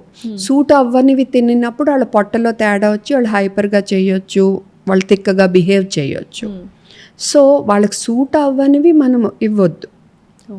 అంతేకాని బ్లాంకెట్ రూల్ అంటే ఆటిజం ఉంటే నువ్వు పాలు ఇవ్వద్దు, గోధుమ ఇవ్వద్దు, అలాంటి రూల్ ఏం లేదు, అసలు లేనే లేదు. మీరు ట్రై చేయాలి, పిల్లలకి పడద్దా లేదు, అంతే అందరి బిడ్డల్లాగానే ఆహారం విషయంలో. ఫంక్షనల్ మెడిసిన్ అని వేలకు వేలు, స్టెమ్ సెల్ థెరపీ అని లక్షలకు లక్షలు. ఓకే, హైపర్బేరిక్ ఆక్సిజన్ అని, అండ్ హోమియోపతి ఒక ఆయన ఉన్నారు, AM so and so what ever, clinic పేరు పీతో స్టార్ట్ అవుతుంది. మొన్న ఒకళ్ళు వచ్చారు, నన్ను వచ్చి కలిశారు. ఆ బిడ్డకు ఆటిజం లేదు, ఏం లేదు, సంవత్సరం ముందు వెళ్ళారు ఆయన దగ్గరికి. ఎందుకు, ఆ బిడ్డ కోవిడ్ టైంలో మాటలు లేట్ అయినాయి, మదర్ మైండ్లో ఆటిజం అని ముద్ర పడిపోయింది. ఆ బిడ్డ ఇప్పుడు బాగానే ఉన్నాడు, కానీ మదర్ మైండ్లో పడిపోవటం వల్ల ఆటిజం అని వెళ్ళారు ఆ హోమియోపతి ఆయన దగ్గరికి. 6 నెలలకు 1,00,000 అమ్మ, ఆటిజమే లేదు. వాళ్ళు ఎంతో దూరం నుంచి నా కోసం వచ్చారు, నేను జస్ట్ వాళ్ళకి కౌన్సిల్ చేసి పంపా, ఫీజు కూడా తీసుకోవాలి. నాకు చాలా బాధ అనిపించింది. ఓకే, సో అదొకటి. మొన్న గుజరాత్ నుంచి ఎలాగోలా ఇన్స్టా ద్వారా నన్ను కాంటాక్ట్ అయ్యారు. వాళ్ళు అంతే సేమ్ ఈ హోమియోపతి ఆయన దగ్గరికే వచ్చి లక్షలు ఖర్చు పెట్టుకెళ్ళారు. ఏమీ యూజ్ లేదు. యూజ్ లేకపోగా ఆ గుళ్ళు మొదలు పెట్టాక నిద్ర కూడా డిస్టర్బ్ అయిపోయింది ఆ పిల్లకి. ఓకే, అంటే నువ్వు ఎంత నువ్వేం వ్యాక్సిన్ ఇవ్వద్దు అంటున్నావు. ఇప్పుడు మీజిల్స్ వ్యాక్సినే తీసుకో, జ్వరము దద్దుర్లే అంటున్నారు. కాదమ్మా, ఇప్పుడు మీజిల్స్ వచ్చి తగ్గాక ఫస్ట్ ఇయర్ లోపు అయితే 600 మంది పిల్లల్లో ఒకళ్ళకి, ఆ తర్వాత అయితే 2,000-3,000 పిల్లల్లో ఒకళ్ళకి సబ్ అక్యూట్ స్క్లీరోజింగ్ పాన్ఎన్సెఫలైటిస్ అని ఒక 6-8-9 ఏళ్ల తర్వాత రావచ్చు. ఓకే, బ్రెయిన్ డ్యామేజ్ అయిపోద్ది, దానికి ట్రీట్మెంట్ లేదు. అప్పుడు వ్యాక్సిన్ వేసుకుంటే అయిపోతుంది, వ్యాక్సిన్ వేసుకోవద్దు. ఏనివ్వట్ల అయినా ఇప్పుడు నేను చెప్పే డాక్టర్ ఏనివ్వట్ల. ఎంత ఘోరం అంటే, ఒక కళ్ళ డాక్టరు యాంటీబయాటిక్ డ్రాప్స్ వేయాల్సి వచ్చింది ఒక బేబీకి. ఆ పేరెంట్స్ లేదు మా డాక్టర్ యాంటీబయాటిక్స్ వాడొద్దన్నారంటే ఈమె ఆయనకు ఫోన్ చేసి పర్మిషన్ ఇస్తేనే యాంటీబయాటిక్ డ్రాప్స్ వాడాల్సినంత ఆ రకంగా ఆ కర్మ పట్టింది మాకు. ఓకే, సో అలా పేరెంట్స్ మైండ్ని ట్యూన్ చేసేస్తున్నారు. సో వాళ్ళని అసలు పేరెంట్స్ మారాలి. అండ్ థెరపీలు ఏమన్నా ఎంకరేజ్ చేయటం లేదు, ఏమీ లేదు. సో ఆ ప్రెషియస్ టైం వాళ్ళు మిస్ అయిపోతున్నారు. ఇప్పుడు డయాగ్నోస్ కరెక్ట్గా అవ్వాలి, తొందరగా 15-18 నెలలు 2 ఏళ్ళలోపు డయాగ్నోసిస్ అయిపోయింది అనుకో, మనం తొందరగా వాళ్ళని మంచిగా ఆ ఆటిజం అనే స్పెక్ట్రమ్ నుంచి బయటికి లాగగలం, బాగా కంట్రోల్ చేయగలం, తగ్గించి వాళ్ళందరితో మాట్లాడేటట్టు, వాళ్ళందరితో సోషల్ స్కిల్స్ ఇంప్రూవ్ అయ్యేట్టు చేయగలము సరైన చేతుల్లో. చేయనివ్వట్లేదే, అండ్ వ్యాక్సిన్స్ ఇవ్వనివ్వట్లేదు. అవసరమై యాంటీబయాటిక్స్ తప్పుగా వాడటం ఎంత నష్టమో, స్టీరాయిడ్స్ తప్పుగా వాడటం ఎంత నష్టమో, అవసరమైనప్పుడు వాడకపోవటం కూడా అంతే డేంజర్. అసలు చిన్నప్పుడు పిల్లలకి అంటే డాక్టర్ కన్సల్టేషన్ లేకుండా ఊరికే జ్వరం వచ్చినా దగ్గొచ్చినా కొన్ని మెడిసిన్స్ ఇస్తుంటారు, విచ్ ఆర్ వెరీ డేంజరస్. అటువంటి మెడిసిన్స్ ఏమైనా ఉన్నాయి? సరదాగా పేరెంట్స్ వాడేస్తుంటారు, but it is very dangerous అనే మెడిసిన్స్ ఏమైనా ఉన్నాయి? ఆ లోపు ఒక పాయింట్ చెప్పదలుచుకున్నా. ఇప్పుడు మొన్న నీట్ ఎగ్జామ్ పేపర్ లీక్ విషయంలో బోల్డ్ అంతమంది పిల్లలు సూసైడ్ చేసుకున్నారు. ఓకే, మొన్న 12th 10th రిజల్ట్స్ అప్పుడు మన ఇక్కడ తెలంగాణలోనే పిల్లలు సూసైడ్ చేసుకున్నారు. అసలు పిల్లలు సూసైడ్ చేసుకోవటం ఏంటి? అసలు ఎంత ఆ స్టేజ్కి వచ్చారు అంటే కారణం ఎవరో మనమే. ఎందుకంటే పేరెంట్స్ అని కాదు, సమాజం కూడా పిల్లల మీద అంత ప్రెషర్ పెట్టేస్తుంది. వాళ్ళకి కావాల్సింది ప్రేమ, అండ్ వాళ్ళు ఆ ఎగ్జామ్స్లో సరిగ్గా చేయకపోతే ఆ టైంలో వాళ్ళకి కావాల్సింది, నేను ఓదార్పు అని కూడా అనను, వాళ్ళు ఆ టైంలో ఎలా ఫీల్ అవుతున్నారో అర్థం చేసుకుని దానికి తగినట్టు వాళ్ళకి ఒక చేయి ఇవ్వాలి. మనం ఈ మార్క్సే జీవితం కాదు, ఇందులో రాకపోయినా చాలా లైఫ్ ఉంది, బోల్డంతుంది అర్థమయ్యేలా చెప్పాలి. ఇప్పుడు డాక్టర్స్గా మేము ఒక పార్టీకి చెందిన వాళ్ళం కాదు. అసలు ఏ వృత్తిలోనూ మన పార్టీ అనేది, పొలిటికల్ పార్టీ అనేది మన వ్యక్తిగతం, అంతే. మన రిలీజియన్ అనేది, అసలు నువ్వు దేవుణ్ణి నమ్ముతావా నమ్మవా అనేది వ్యక్తిగతం, నమ్మితే ఏ దేవుణ్ణి నమ్ముతావా అనేది వ్యక్తిగతం. వృత్తి ధర్మం వచ్చేసరికి మనకి రిలీజియన్ అని కానీ, ఈ ధర్మం అని కానీ, ఈ కాస్ట్ అని కానీ, ఈ పొలిటికల్ పార్టీ అని కానీ ఉండకూడదు. వృత్తి ధర్మం అతీతంగా ఉండాలి వృత్తి ధర్మం అనేది. ఇప్పుడు నేను మొన్న ఆంధ్ర సీఎం గారు చంద్రబాబు నాయుడు గారు 3వ బిడ్డ 4వ బిడ్డ అని అనౌన్స్ చేసినప్పుడు అది అసలు పొలిటికల్ కానే కాదు నాకు. నేను ఏ పార్టీ అనేది నా వ్యక్తిగతం, నేను అసలు అది బయటకు చెప్పకూడదు, చెప్పను కూడా ఎప్పటికీ. నాకు తప్ప ఎవరికి తెలియదు నేను ఎవరు కోటేస్తాను, మా ఇంట్లో వాళ్ళకి కూడా తెలీదు. ఓకే, సో కానీ అక్కడ నేను ఏం చెప్పాను, మీరు 3వ బిడ్డని 4వ బిడ్డని కనాలనుకుంటే ముందు వాళ్ళని పెంచగలమా లేదా చూసుకుని కనండి అని చెప్పాను.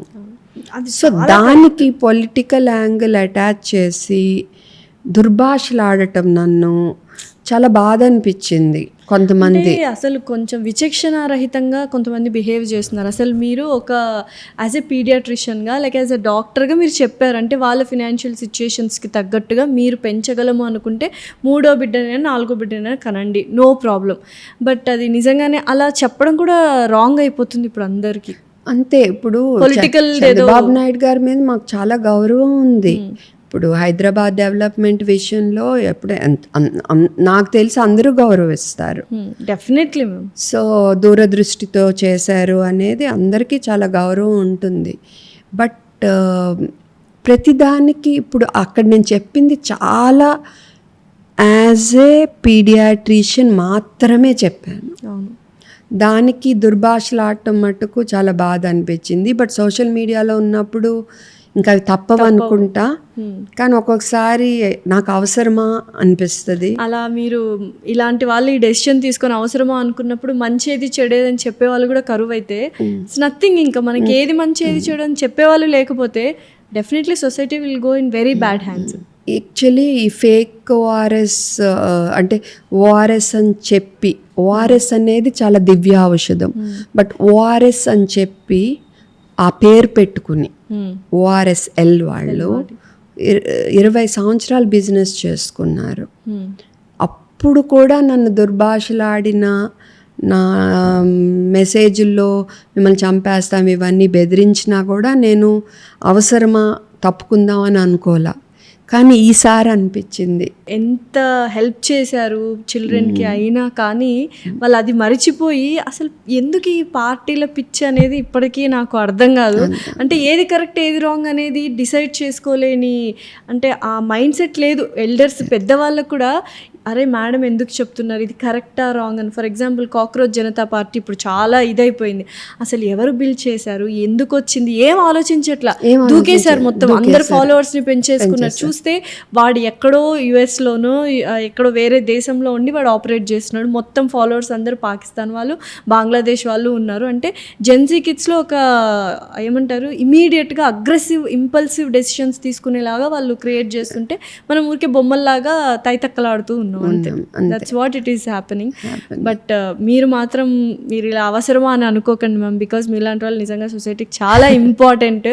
డెఫినెట్లీ ఒక్కొక్కసారి అనిపిస్తుంది, but yeah I will be there definitely. Thank you ma'am. So medicines ఏవైనా ఉన్నాయా మ్యామ్ చిల్డ్రన్ అసలు తీసుకోకూడదు? 6 నెలల్లో పిల్లలు ముఖ్యంగా చెప్తున్నామా, 6 నెలల్లో పిల్లలకి మీరు ఈ కాఫ్ కోల్డ్ మెడిసిన్స్ అనేవి ప్లీజ్ దయచేసి ఇవ్వద్దు. ముఖ్యంగా సెట్రిజిన్, లివోసెట్రిజిన్, క్లోర్ఫెనిరమిన్, లివోసాల్బ్యూటమాల్, టెర్బ్యూటలిన్ ఇలా రాసున్నవేమి 6 నెలల లోపు పిల్లలకి దయచేసి దయచేసి దయచేసి ఇవ్వద్దు. డెక్స్ట్రోమిథార్ఫన్ అని రాసుంటే 4 ఏళ్ళలో పిల్లలకి దయచేసి దయచేసి ఇవ్వద్దు. సో అండ్ ఆ తర్వాత కూడా అంటే నేను ఇప్పుడు చెప్పే మీరు వెనకాల తిప్పి చూస్తే కనపడేవి కంపెనీ పేర్లు వేరే ఉంటాయి, కాంపోజిషన్ చెప్తున్నారు, కాంపోజిషన్. సో ప్లీజ్ ఇవ్వద్దు ఇవ్వద్దు ఇవ్వద్దు. అలాగే డైసైక్లోమిన్ అని కానీ పొట్ట నొప్పికి ఇచ్చేస్తారు, ఇలా రాసున్నా కూడా ప్లీజ్ దయచేసి ఇవ్వద్దు. తర్వాత మీరు మెడిసిన్స్ ఎవరన్నా మీకు ప్రిస్క్రైబ్ చేసినప్పుడు ఇలా రాసేస్తే సార్ క్లియర్గా రాయండి అని అడిగే హక్కు మీకుంది. తర్వాత అందులో ఏముందనేది బ్రాకెట్లో అయినా రాయాలి, ప్రింటెడ్ అయినా ఉండాలి. ఎందుకంటే మన దేశంలో ఒకే పేరుతో సిరప్లు ఉంటాయి, డ్రాప్స్ ఉంటాయి.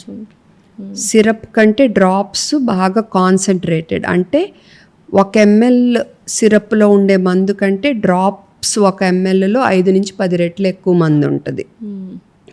సో డాక్టర్ సిరప్ రాస్తే మీరు వెళ్ళి డ్రాప్స్ అదే మోతాదులో ఇస్తే చాలా ప్రమాదం అవుతుంది. అందుకని క్లియర్గా డ్రాప్సా సిరప్ మెడిసిన్ ఓవర్ డోసేజ్ అయిపోతుంది పిల్లలకి. అందులో 5 మిల్లీలో ఇంతమంది ఉందా, 1 మిల్లీలో ఇంతమంది ఉందా, ఇవన్నీ క్లియర్గా ప్రిస్క్రిప్షన్లో రాసే బాధ్యత డాక్టర్ది. ప్రిస్క్రిప్షన్ క్లియర్గా లేకపోతే అడిగే హక్కు ఆ పేరెంట్ది కానీ పేషెంట్ది కానీ అటెండర్ది కానీ. ఆ తర్వాత మెడికల్ షాప్కి వెళ్ళినప్పుడు మెడికల్ షాప్ వాళ్ళు ప్రిస్క్రిప్షన్ మందులు ప్రిస్క్రిప్షన్ ఉంటేనే ఇవ్వాలి, ప్రిస్క్రిప్షన్ లేకుండా ప్రిస్క్రిప్షన్ మందులు ఇవ్వకూడదు. కొన్ని మందులే ప్రిస్క్రిప్షన్ లేకుండా ఇవ్వచ్చు. ఓకే, మీరే డిసైడ్ చేసి ఇచ్చేయొద్దు. ఆ తర్వాత ప్రిస్క్రిప్షన్ క్లియర్గా లేకపోతే ప్రిస్క్రిప్షన్ క్లియర్గా కావాలని చెప్పి పంపించాలి. ఓకే, ఆ తర్వాత వీళ్ళకి క్లియర్గా ఎక్స్ప్లెయిన్ చేయాలి. ఆ కాంపోజిషన్ అది సరిగ్గా చెక్ చేసుకుని మెడికల్ షాప్ వాళ్ళు కూడా డ్రాప్సా సిరప్పా ఇవన్నీ కన్ఫ్యూజన్ లేకుండా జాగ్రత్తగా ఇవ్వాలి. తర్వాత కోల్డ్కి ఒక మందు, కాఫ్కి ఒక మందు అని ఇచ్చేయొద్దు. ఎందుకంటే రెండిట్లోనూ ఒకే రకమే కొన్ని ఉంటాయి, కొన్ని వేరే ఉంటాయి. సో మీరు డబల్ డోసులు ఇస్తారు. కొన్ని మెడిసిన్స్లో పారాసెటమాల్ కూడా యాడ్ అయ్యి ఉంటుంది. సో ఆ పారాసెటమాల్ ఈ కోల్డ్ కాఫ్ మందులలో ఇస్తారు, మళ్ళీ జ్వరానికి ఇస్తారు, డబల్ డోసులు అయిపోతాయి. సో ఇలా చాలా రకాల సమస్యలు ఉన్నాయి. ఇంకోటి ఏంటంటే జ్వరం విషయంలో కూడా ఈ మెఫెనమిక్ యాసిడ్ అనేది ఉంటుంది, మెఫ్తాల్పీ అని తెగ వాడేస్తారు. దానివల్ల పొట్ట నొప్పి రావచ్చు, కిడ్నీ సమస్యలు రావచ్చు. ఈవెన్ ఐబుప్రోఫెన్ వాళ్ళు కూడా అతిగా వాడితే, అంటే కంటిన్యూస్గా వామిటింగ్ ఉన్నప్పుడు ఆర్ కిడ్నీ సమస్యలు ఉన్నా ఆర్ బాగా డీహైడ్రేషన్లో ఉన్నప్పుడు ఇస్తే ఈ మందుల వల్లే సమస్యలు రావచ్చు. సో ఇవన్నీ చాలా ఆచితూచి వాడాల్సిన మందులు, చాలా జాగ్రత్తగా కరెక్ట్ డోసు అవసరమైనప్పుడు వాడాలి. కిడ్నీ సమస్యలు ఉంటే వాడకూడదు. ఇక్కడ బాగా రిబ్స్ కింద నొప్పి ఉన్నా, కంటిన్యూస్ వామిటింగ్ ఉన్నా, బాగా డీహైడ్రేషన్ అంటే ఒంట్లో అసలు నీరే లేకుండా కళ్ళన్నీ గుంటలు పడిపోయి డీహైడ్రేషన్ ఉన్న వాడకూడదు ఈ మందులు, హాస్పిటల్కి వెళ్ళాలి. సో అండ్ వీటిలో కూడా మళ్ళీ కాంబినేషన్లు ఉన్నాయి, మెఫ్తాజెసిక్ అని, బ్యూజెసిక్ ప్లస్ అని, కాంబిఫ్లామ్ అని. సో ఇందులో పారాసెటమాల్ కూడా ఉంటుంది. సో పారాసెటమాల్ ఇందులోనే ఇస్తారు, మళ్ళీ ఇస్తారు. సో ఇలాగా. అండ్ మందుకి ఇంత గ్యాప్ ఉండాలని కొన్ని రూల్స్ ఉంటాయి, అవి పాటించాలి. తర్వాత కొన్ని యాంటీబయాటిక్స్ ఉంటాయి, అవి మీ ఇష్టం వచ్చినట్టు మీరు వాడేయకూడదు. రేపు నిజంగా అవసరమైతే మీకు పనిచేయవు, మీ చుట్టూ ఉన్న వాళ్ళకి పనిచేయవు. కరెక్ట్గా ప్రిస్క్రిప్షన్ ప్రకారం వాడాలి. అండ్ మందు బాటిల్ తెరిసాక తాగే మందులు నేను చెప్పేది శుభ్రంగా క్లోజ్ చేసి 30 డిగ్రీల టెంపరేచర్ లోపు స్టోర్ చేయాలి, పొడిగా ఉన్న ప్రదేశంలో, సూర్యరశ్మికి దూరంగా. సో ఇండియాలో సమ్మర్ అంటే ఫ్రిడ్జ్ లేదా ఏసీ రూమ్ ఆన్ కంటిన్యూస్ ఉంటే ఉండదు న్యాయంగా ఉంటే. సో 30 డిగ్రీస్ లోపు స్టోర్ చేసుకుంటే మీరు 6 నెలల వరకు వాడచ్చు. కానీ ఎంగిల్ తగలకూడదు, నీళ్లు లోపలికి వెళ్ళకూడదు. అందుకనే మీరు డ్రాపర్ అయినా జస్ట్ కొలుచుకోటాక వాడి స్పూన్లో తీసుకుని ఇవ్వండి. అంతేకాని నోట్లో పెట్టి అలాగే పెట్టేయటం, లేదా నోట్లో పెట్టి మళ్ళీ వాటిని క్లీన్ చేసి అవి తడిగా ఉండగానే మళ్ళీ పెట్టేయటం, ఇలా చేయకూడదు. అప్పుడు బాగా మెయింటైన్ చేస్తే అలా వాడచ్చు. మళ్ళీ డాక్టర్కి చూపించడానికి మీరు మందులు తీసుకెళ్తారు, ప్యాకెట్లు తీసుకెళ్తారు. అవన్నీ ఇప్పుడు వేడి తగిలి అనుకో పాడైపోతాయి. పాడవటం అంటే సరిగ్గా పని చేయకపోవచ్చు. ఓకే, సో మీరు ఫోటోలు తీసుకెళ్ళండి. అందరి దగ్గర సెల్ ఫోన్స్ ఉన్నాయి, సింపుల్. సో మందులు స్టోరేజ్ విషయంలో, అండ్ మందులు ఎక్కడ పడితే అక్కడ పాడేయొద్దు. గబుక్కుని పిల్లలు తాగేస్తారు, దానివల్ల ఎంతో ప్రమాదం. సో అదొకటి ఇంపార్టెంట్. డోస్ 1కి 2 సార్లు చెక్ చేసుకోండి, మీకు మీరే నిర్ణయించుకోవద్దు. ఇప్పుడు కడుపు నొప్పి అనగానే ఈ డైసైక్లోమిన్ అనేది, సైక్లోపాము, కోలిమెక్స్ ఇలాంటివన్నీ ఉన్నాయి, సొంతగా డిసైడ్ అయిపోతారు. ఒక్కోసారి పేగ అడ్డం పడటం వల్ల విపరీతమైన కడుపు నొప్పి వచ్చిన మీరు ఈ మందు ఇచ్చారనుకోండి, కంటిన్యూస్ వామిటింగ్, పేగ అడ్డం పడింది, విపరీతమైన కడుపు నొప్పి, చాలా కడుపు అంతా బిగుగా ఉంది, ఆ టైంలో ఇచ్చారనుకోండి, దీనివల్ల చాలా నష్టం జరగచ్చు. ఓకే, లాభం కంటే నష్టం జరగచ్చు. పేగు గబుక్కుని చెట్లొచ్చు. ఓకే, సో మీకు మీరే తెలియకుండా సొంత నిర్ణయాలు తీసేసుకుని గబుక్కుని మెడిసిన్స్ ఇచ్చేయొద్దు. కడుపు నొప్పి వస్తే వెచ్చబట్టద్దండి. వాడు మోషన్ వెళ్ళలేదేమో, కాసేపు కూర్చోబెట్టండి మోషన్ వెళ్ళటానికి. ఇంకా మరీ కంట్రోల్ కాకపోతే హాస్పిటల్కి వెళ్ళి చూపించండి. సొంత వైద్యం అయితే పిల్లల దగ్గర అస్సలు ఇలాంటి విషయాల్లో ముఖ్యంగా. సో యాంటీబయాటిక్స్ విషయంలో ఏంటి, ఈ మధ్య ఎక్కువగా వాడేస్తున్నారు పిల్లలైనా పెద్దలైనా, ఎంత డేంజరస్ అసలు? ఇప్పుడు యాంటీబయాటిక్స్ అంటే ఏంటి? క్రిముల్ని సంహరించే మందులు. మనకి రకరకాల క్రిములు ఉన్నాయి, బ్యాక్టీరియా ఉన్నాయి, వైరస్ ఉన్నాయి, ఫంగస్ ఇలా ఉన్నాయి. కానీ మనం యాంటీబయాటిక్స్ అనేది ఎక్కువగా బ్యాక్టీరియాని చెప్పే వాటికి ఆ పేరు ముద్ర పడిపోయింది. యాక్చువల్గా యాంటీవైరల్ కూడా యాంటీబయాటిక్సే. ఓకే, కానీ ఇప్పుడు మనం మాట్లాడుకునే సంభాషణలో యాంటీబయాటిక్స్ అంటే యాంటీ బ్యాక్టీరియల్ అని మనం మాట్లాడుకుందాం ప్రస్తుతానికి. ఓకే, సో ఏ ముద్ర పడిపోయిందంటే ఇందులో కూడా మా డాక్టర్స్ తప్పు చాలా ఉంది. ఎన్నో ఏళ్ళగా ఊరికే యాంటీబయాటిక్ రాసేయటం అనేది కూడా ఒక హ్యాబిట్ అయిపోయింది. మెడికల్ షాప్ వాళ్ళు కూడా ఇదిగో ఇదే తీసుకోండి, పొట్టనొప్పి వస్తే ఈ యాంటీబయాటిక్, దగ్గు వస్తే ఈ యాంటీబయాటిక్, లూజ్ మోషన్స్కి ఈ యాంటీబయాటిక్. సో యాక్చువల్గా ఇప్పుడు లూజ్ మోషన్స్ విషయమే తీసుకుందాము. చాలా వరకు లూజ్ మోషన్లు పొట్టలేదు ఫుడ్ తేడా అలాంటి వల్లే. ఫుడ్ పాయిజనింగ్ అంటే బ్యాక్టీరియా వల్ల వచ్చే చాలా తక్కువ. ముఖ్యంగా చేతులు శుభ్రంగా కడుక్కుని బాగా వండిన ఆహారం తినే వాళ్ళ విషయంలో చాలా తక్కువ. ఏదో రోడ్ సైడ్ ఫుడ్, సరైన వాటర్ వాడలేదు అలాంటప్పుడు తప్ప చాలా తక్కువగా వస్తుంటుంది. అండ్ మైల్డ్ వాటికి అవే తగ్గిపోతాయి కూడా. సివియర్ ఉన్నవే మనం యాంటీబయాటిక్స్ వాడాల్సిన అవసరం ఉంటుంది. కొన్ని ఫుడ్ పాయిజనింగ్ విషయంలో, కొన్ని క్రిముల విషయంలో యాక్చువల్గా యాంటీబయాటిక్స్ ఇస్తే ప్రమాదం కూడా ఉంటుంది. హిమోలైటిక్ యూరిమిక్ సిండ్రోమ్ అని ఉంటుంది. సో ఎంట్రోహెమరేజిక్ ఈకోలై ఇలా ఉన్నాయన్నమాట, బ్యాక్టీరియా పేరు. సో అలాంటి వాటిల్లో మీరు యాంటీ బ్యాక్టీరియల్ మెడికేషన్ ఇస్తే ఇంకా విషం ఎక్కువ రిలీజ్ అయ్యి బాడీలో హిమోలైటిక్ యూరిమిక్ సిండ్రోమ్, రక్త కణాలు బ్రేక్ అయ్యి యూరియా లెవెల్, కిడ్నీ పాడై యూరియా లెవెల్ హై వెళ్ళే సమస్యలు వస్తాయన్నమాట. సో ఏ బ్యాక్టీరియా అనే దాన్ని బట్టి కూడా మేము ట్రీట్మెంట్ ఇస్తాము ఫుడ్ పాయిజనింగ్ అయినప్పుడు, ముఖ్యంగా పిల్లల విషయంలో. సో ఇలాగ మనం నిజంగా అవసరమైతేనే ఇవ్వాలి. ఓకే. అండ్ 2 ఇప్పుడు గొంతు ఇన్ఫెక్షన్ వైరస్ వల్ల అవ్వచ్చు, బ్యాక్టీరియా వల్ల అవ్వచ్చు, లేదా నువ్వేదో ఓవర్గా కారం తినుండొచ్చు, గొంతు నొప్పి ఉండొచ్చు, సమ్మర్ కాబట్టి చల్లవి ఎక్కువ తాగేస్తూ ఉంటారు, దానివల్ల ఉండొచ్చు, డీహైడ్రేషన్ వల్ల ఉండొచ్చు. సో ఏంటనేది నేను చూస్తా. నాకు ఒక డౌట్ ఉంది, ఇది బ్యాక్టీరియల్ ఇన్ఫెక్షన్ ఖచ్చితంగా, వీళ్ళైతే కల్చర్ టెస్ట్ కిట్కి డబ్బులు కట్టుకోలేరంటే పోనీ బాగా స్ట్రాంగ్ సస్పిషన్ వస్తే నేను యాంటీబయాటిక్ రాస్తా.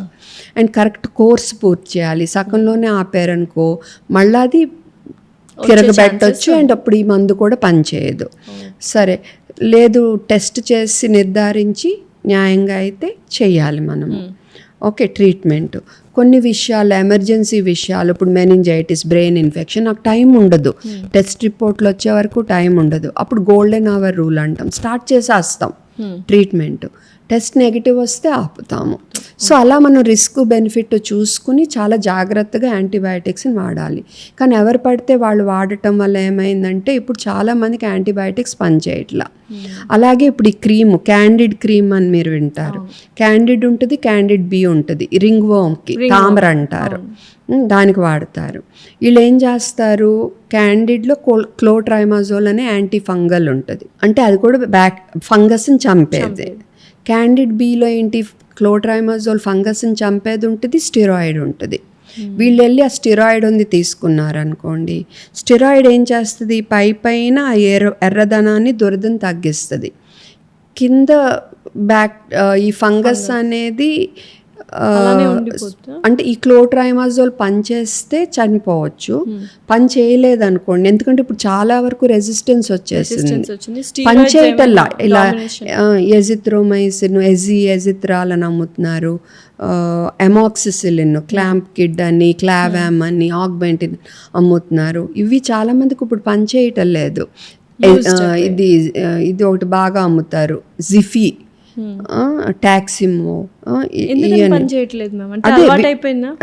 అవసరం చెప్తా, దానికి ఒక అవసరం లేకుండా వాడుతున్నారు. అలాగే ఇది కూడా అవసరం లేకుండా వాడటం వల్ల క్లోట్రైమాజోల్ పనిచేయట్లా. ఇప్పుడు ఇదేమో పైన తగ్గినట్టు ఉంటుంది, వీళ్ళు ఓకే అనుకుంటారు, కింద అది ఇంకా స్ప్రెడ్ అవుతుంది. కొన్ని రోజులకు మొత్తం ఇక్కడొకటి కనపడతాయి మీకు. అప్పుడు వాటిని ట్రీట్ చేయటం చాలా కష్టం అవుతుంది. సో మీరు డాక్టర్ క్లోట్రైమాజోల్ రాస్తే క్లోట్రైమాజోలే వాడండి. ఇప్పుడు అది పని చేయకపోతే కనీసం నాకు పని చేయలేదని తెలిసి వేరే దానికి మారుస్తాను. అండ్ మీకు 20 రోజులు కోర్స్ రాస్తే 20 రోజులు వాడండి. అర్థమైంది కదా. ఇప్పుడు మీరు అడిగారు చూసారు ఎందుకు పని చేయట్లేదని. నేను ఎప్పుడు చెప్పే ఉదాహరణే చెప్పుతున్నా. నాదొక రాజ్యం, ఓకే, నేను ఒక మూర్ఖుణ్ణి, రాజు ఒక పెద్ద మూర్ఖుడు, కానీ సైన్యం మట్టుకు చాలా బలమైంది. ఓకే, ఇప్పుడు ఈ సైన్యం మనకి యాంటీబాడీస్, ఓకే, కోట నా బాడీ మొత్తం అంతా కలిపి నా బాడీ కోటతో సహా. ఓకే, సరేనా. ఇప్పుడు రాజు మూర్ఖుడు, నా బ్రెయిన్.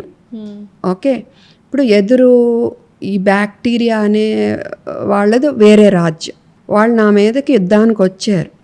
నా గోడ గట్టిగా ఉంది, నా సైన్యం ఉంది, వాళ్ళు ఫటా మేము వాటిని యుద్ధం చేసాము, గెలుస్తున్నాం.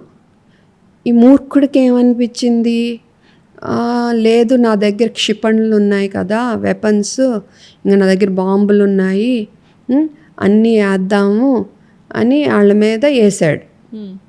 అవసరం లేకపోయినా 4-5 తప్పించుకున్నారు.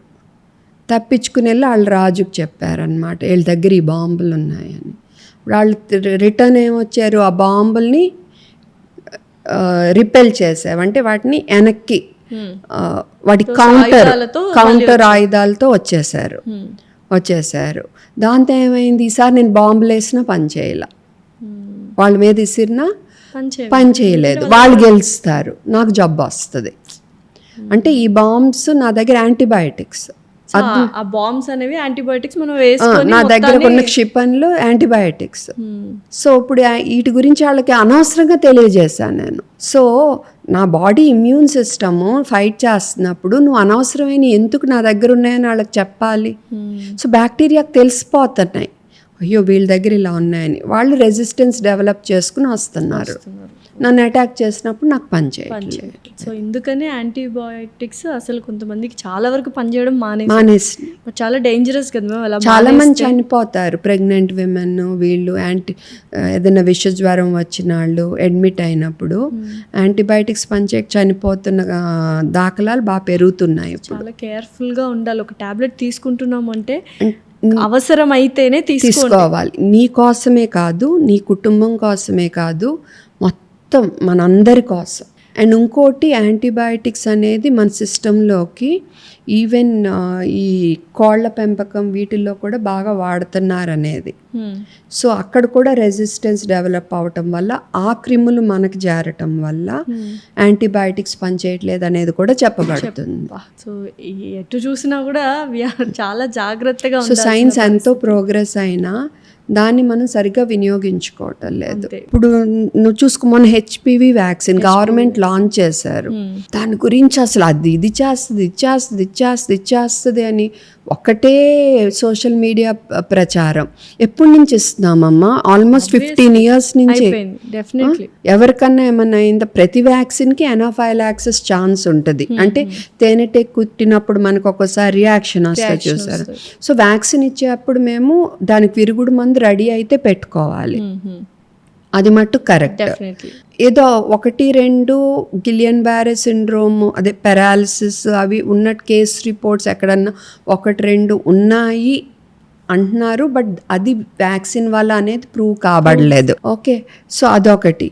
తర్వాత నేను మొన్న చాలాసార్లు ఈ బాల్ప్రాషన్ సువర్ణప్రాషన్ ఇవ్వచ్చా అని మెసేజ్లు చాలా వరకు అవాయిడ్ చేస్తా. కాంట్రవర్సీస్ చిరాకు వస్తుంది నాకు కూడా.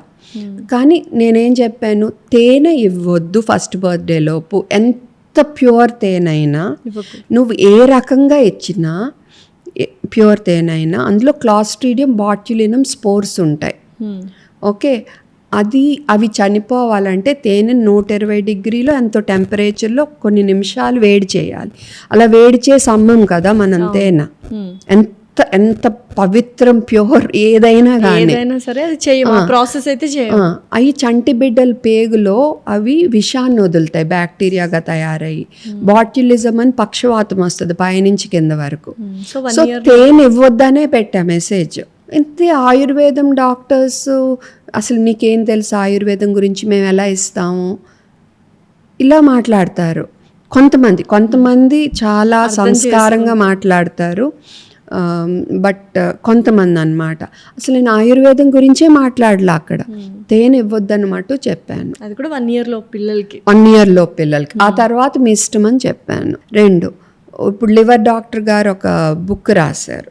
ఆ బుక్లో యాబీ ఫిలిప్స్ గారు, డాక్టర్ యాబీ ఫిలిప్స్, ఆ బుక్లో కేస్ రిపోర్ట్ ఉంది. ఆ కేస్ రిపోర్ట్లో ఏంటి, ఒక 12 ఏళ్ల పిల్ల fits. First modern medicine doctor దగ్గరికి వెళ్ళినప్పుడు వాళ్ళు ఫిట్స్ మెడిసిన్ ఇచ్చారు. 3 నెలలకి ఫిట్స్ రివర్స్ అయినాయి, మళ్ళీ వచ్చినాయి. అందుకని వీళ్ళు ఈసారి అక్కడ ఒక డాక్టర్ దగ్గరికి వెళ్ళారు. వాళ్ళ ప్రకారం ఆయన ఆయుర్వేదిక్ డాక్టర్. ఓకే, 3 సంవత్సరాలు మెడిసిన్ వాడారు. ఈ లోపు లివర్ పూర్తిగా నాశనం అయిపోయింది. పూర్తిగా అంటే పూర్తిగా టర్మినల్ స్టేజ్, అంటే చివరి దశలో లివర్ డాక్టర్ దగ్గరకు వచ్చారు.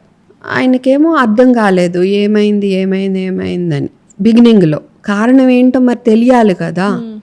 ఓకే, చివరికి ఆ బయాప్సీ చేయటం కూడా కష్టం. ఎందుకంటే లివర్ ఆ స్టేజ్లో ఉన్నప్పుడు నార్మల్గా బయాప్సీ చేస్తే బ్లీడ్ అయిపోవచ్చు, చనిపోవచ్చు. సో లేటెస్ట్ టెక్నిక్ ద్వారా బయాప్సీ చేస్తే అందులో సారాయం వల్ల లివర్ పాడవుతుంది చూసారా, ఆ లక్షణాలు కనపడినాయి. ఆల్కహాలిక్ 12 ఏళ్ల పిల్లకేంటి సారాయం వల్ల లివర్ ఏంటని చూస్తే వాళ్ళు అప్పుడు చెప్పారు, వాళ్ళ ఆయుర్వేదిక్ డాక్టర్ని ఎవరైతే చెప్పారో, నిజంగా ఆయన ఆయుర్వేదమో కాదో కూడా మనకు తెలియదు. వాళ్ళు ఇచ్చిన మందులు టెస్ట్ చేస్తే అందులో సారాయం ఉంది. ఓకే, సో 3 సంవత్సరాల నుంచి ఆ పాపకి ఇస్తున్నారు.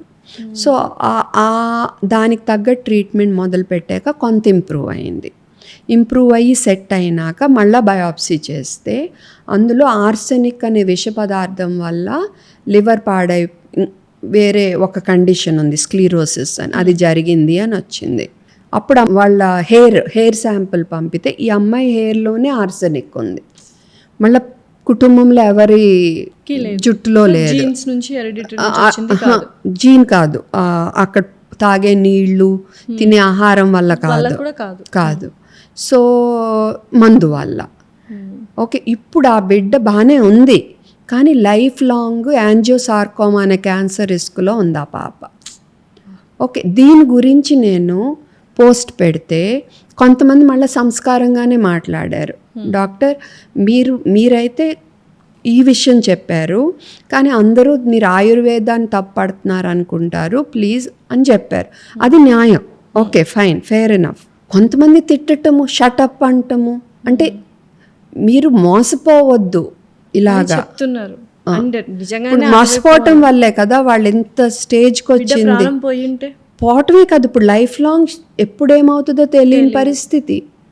సో మీరు ఏం తీసుకున్నా ఆ మెడిసిన్లో ఏముంది, దాని మీద ఏముంది, అది మోడర్న్ మెడిసిన్ అవనివ్వండి, ఆయుర్వేద అవనివ్వండి, ఇంకా హోమియోపతి అవనివ్వండి, ఏమి తీసుకుంటున్నారు, ఏమి మీ బిడ్డకి ఇస్తున్నారు, దానివల్ల ఉపయోగాలేంటి, నష్టాలేంటి, రిస్క్ ఎక్కువ, బెనిఫిట్ ఎక్కువ, ఉపయోగం ఎక్కువ చూసుకుని, డౌట్ ఉంటే సెకండ్ ఒపీనియన్ తీసుకుని వెళ్ళండి తప్ప గుడ్డిగా ఎవరిని నమ్మద్దు. మోడర్న్ మెడిసిన్ అయినా అవనివ్వండి, ఆయుర్వేద అవనివ్వనండి, హోమియోపతి అయినా ఇవ్వండి, నమ్మండి, గుడ్డిగా నమ్మద్దు.